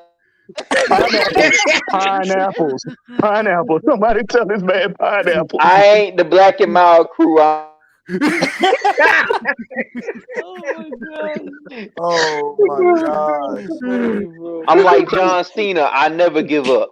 K-Style, send this man a text and tell him to quit. Hey, bro, ATL, bro, please, for the love of God, man. Somebody please put some duct tape over his mouth, please. Oh my god. Oh god. Oh my Keyshawn, god. please don't ask this. Please don't ask that question. Good Lord. He said, would you rather have Stetson Bennett or Keanon Slovis? Stetson, not Cleophas. Come on, man.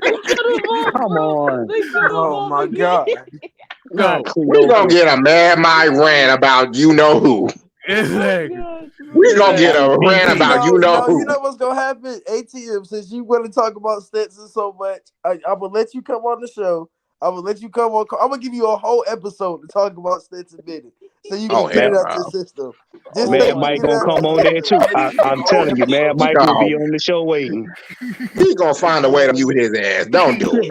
It's a setup. Don't do it. He gonna come on. He gonna come right on my show. I'm gonna let him sit there and talk about Stetson. Now, if Mike come in there, but listen, Tyrone.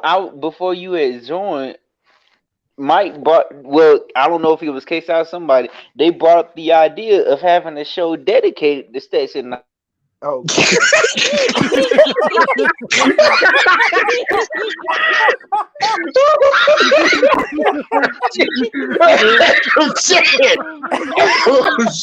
Got him. And that's a very good idea. Oh, no, the it's fuck not. it ain't. It's really not. You gonna make people think I'm a Stetson Bennett lover, and I can't have that. And guess what? His brother at the school too. He on the team too. Ain't no damn surprise in that shit. He's the fourth. Was it Stetson Bennett the seventh? That's his. The ninth. The Bennett legacy lives on. He plays linebacker He's 202 pounds. yeah, I don't want to hear about no Bennett legacy lives on. He gonna be the best line. Thank you, please. That man is 202 pounds of best linebacker. I don't want to hear nothing about. Man, that dude went to the university. Man, his family legacy go all the way back to the Revolutionary War, nigga, at University of Georgia. This should go all the way back to World War II. That's how far that shit go back. But no, he might be at the Civil War at this point. As soon as the school opened, it was Bennett there. His whole family fought for the Confederacy. His whole God dang! Wow! Damn. They were holding the flag and everything, huh? I mean, would you trust a quarterback whose name is the fourth or fifth of anything, and their whole family is a hell no, generation? no, hell they no. all short. They all short. Oh man, hey. Okay, ATM, are you gonna be good and just don't say Stetson's name, please? No, the fuck name. Don't say his name. You talking about the national champion, right? Oh my god. He didn't say his name. The mailman. The UGA legend. Okay, now you got your ass. So he literally said Stetson Bennett is a legendary player at Georgia. We gonna end the show on that. Bennett for Heisman this season too. No, he is not. He's trying to get slapped. He is plus 300. He is nowhere near ranked to be nowhere near Heisman. He is a plus 300. He is. He beat the Heisman in the national championship. Look, okay, ATM, he beat Bryce Young. ATM, I want to see a ticket tomorrow with you putting $1,000 on Stetson Bennett winning the Heisman. If you got all this faith in Stetson, I want to see a ticket on Twitter with you putting $1,000 on him winning the Heisman. I ain't putting $1,000 on the game. See? Oh boy. I ain't doing that. I ain't putting $1,000 on the game either. You got me all the way fucked up. I ain't putting it. I'm about to put this $1,000 on the Falcons winning more than 5 games. That's what I'm about to do. Hey, there you go. Exactly. I don't know. Y'all talking about the cologne for about 10 minutes. I don't know if y'all talking about the cologne or Bennett. That's what I'm saying. You can't. I don't know who y'all talking about. No, not yet. I'm about to put $1,000 on the Falcons winning over 5 games, baby. Them odds is nice. Them odds is amazing. Exactly. I don't know about no Stetson or whatever, cologne, obsession or whatever. Obsession. Don't disrespect That the quarterback's mailman new like name that. is he who shall not be named. Don't disrespect the mailman like that. Y'all going back to cool water. Boy, Stetson's whole legacy go back to where the United States was only 13 states. That's Damn. a goddamn shame. The That's a 13 goddamn colonies. Funny. Boy, man, we appreciate everybody tuning in, man. That shit was just funny as hell, man. Tim, I appreciate the laugh, boy. You and Mike, boy, y'all gave it to me. Ain't did nothing. Him and Mike are So the University of Georgia. The University of Georgia opened in 1785. I'm pretty sure we can find Stetson great granddaddy. You had to look it up. Yeah, you can. Wow. He was the first student. If he really was the first student, I'ma hang the fuck up. I swear to God, I'ma hang up. Look, you probably go look at some class. Look, it's Georgia got history. You probably go look at it. You might find it. You might find that whole Stetson. Well, remove his ass from history. History can change, goddamn. Remove that motherfucker from history. He was probably the dean of the school. Nah, hell no. Hell no, he was the dean, the janitor, the first teacher, the gardener, the social worker. That was back then when the University of Georgia had 3 students. They ain't even had football helmets. All they stuff was leather. Hell no. They just cut the ass off of a dog and put it on their head. Wow. And on that note, good night. Okay. Oh no. Oh shit. Shit. My head hurt. God damn. I'm Okay, surprised I ain't fall off of the man. damn bed dying. Good God. That man said they cut a dog's ass off and put it on their head.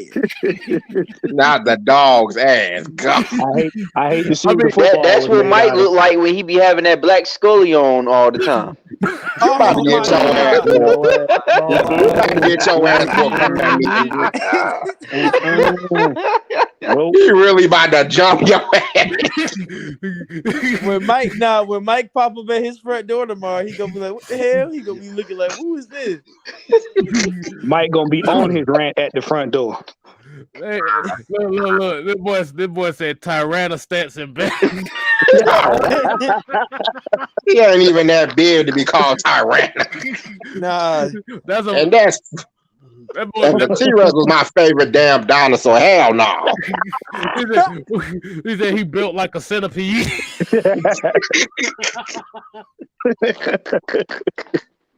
Hell no. Oh shit. Devontae, do not come in. Wait, Devontae, do not come in here and start calling Mac that. Please do not. That is not what we calling Mike. That is not what we calling this man. That boy built like a water bear. Yeah. Oh. Wow. Absolutely. That's funny. Oh, I just seen what Devontae said. We are not I ain't calling Mike that. No, sir. Hell no. Okay. All right, man. Hey, man, shit. So we appreciate everybody tuning in. I told you this is Friday Night Madness for a reason, boy. Y'all just caught a whole 45 to an hour of nothing but madness going on here. So until next time, man, we ain't here to play. We here to stay. You ain't got to go home. But you got to get the hell about. And he stole the outro?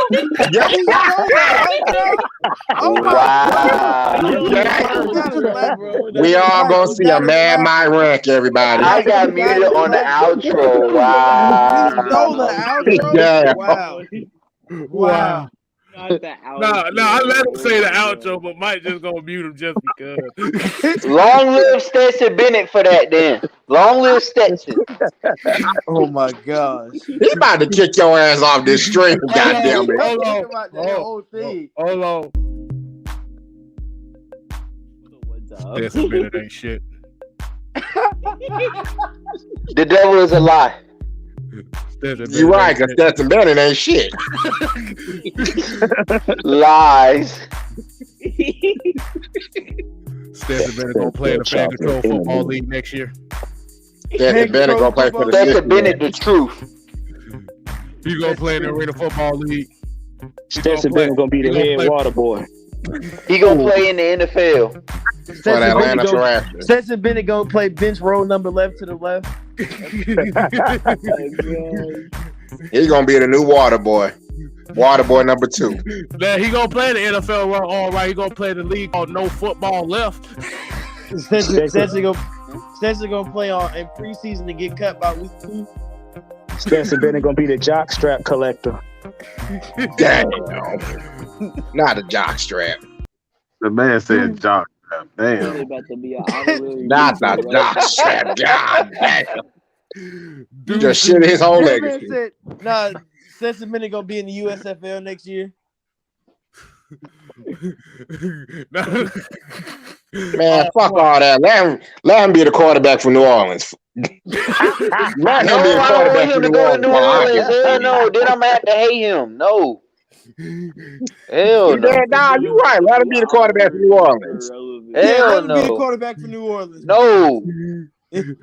I guess he gonna stay on James I'm already upset that I gotta see Jordan Davis and the Kobe Dean in the Eagles uniform. They don't even look right in that, man. In that doo-doo green, man. All right, y'all, man. Deuces, man. Shit, what the fuck?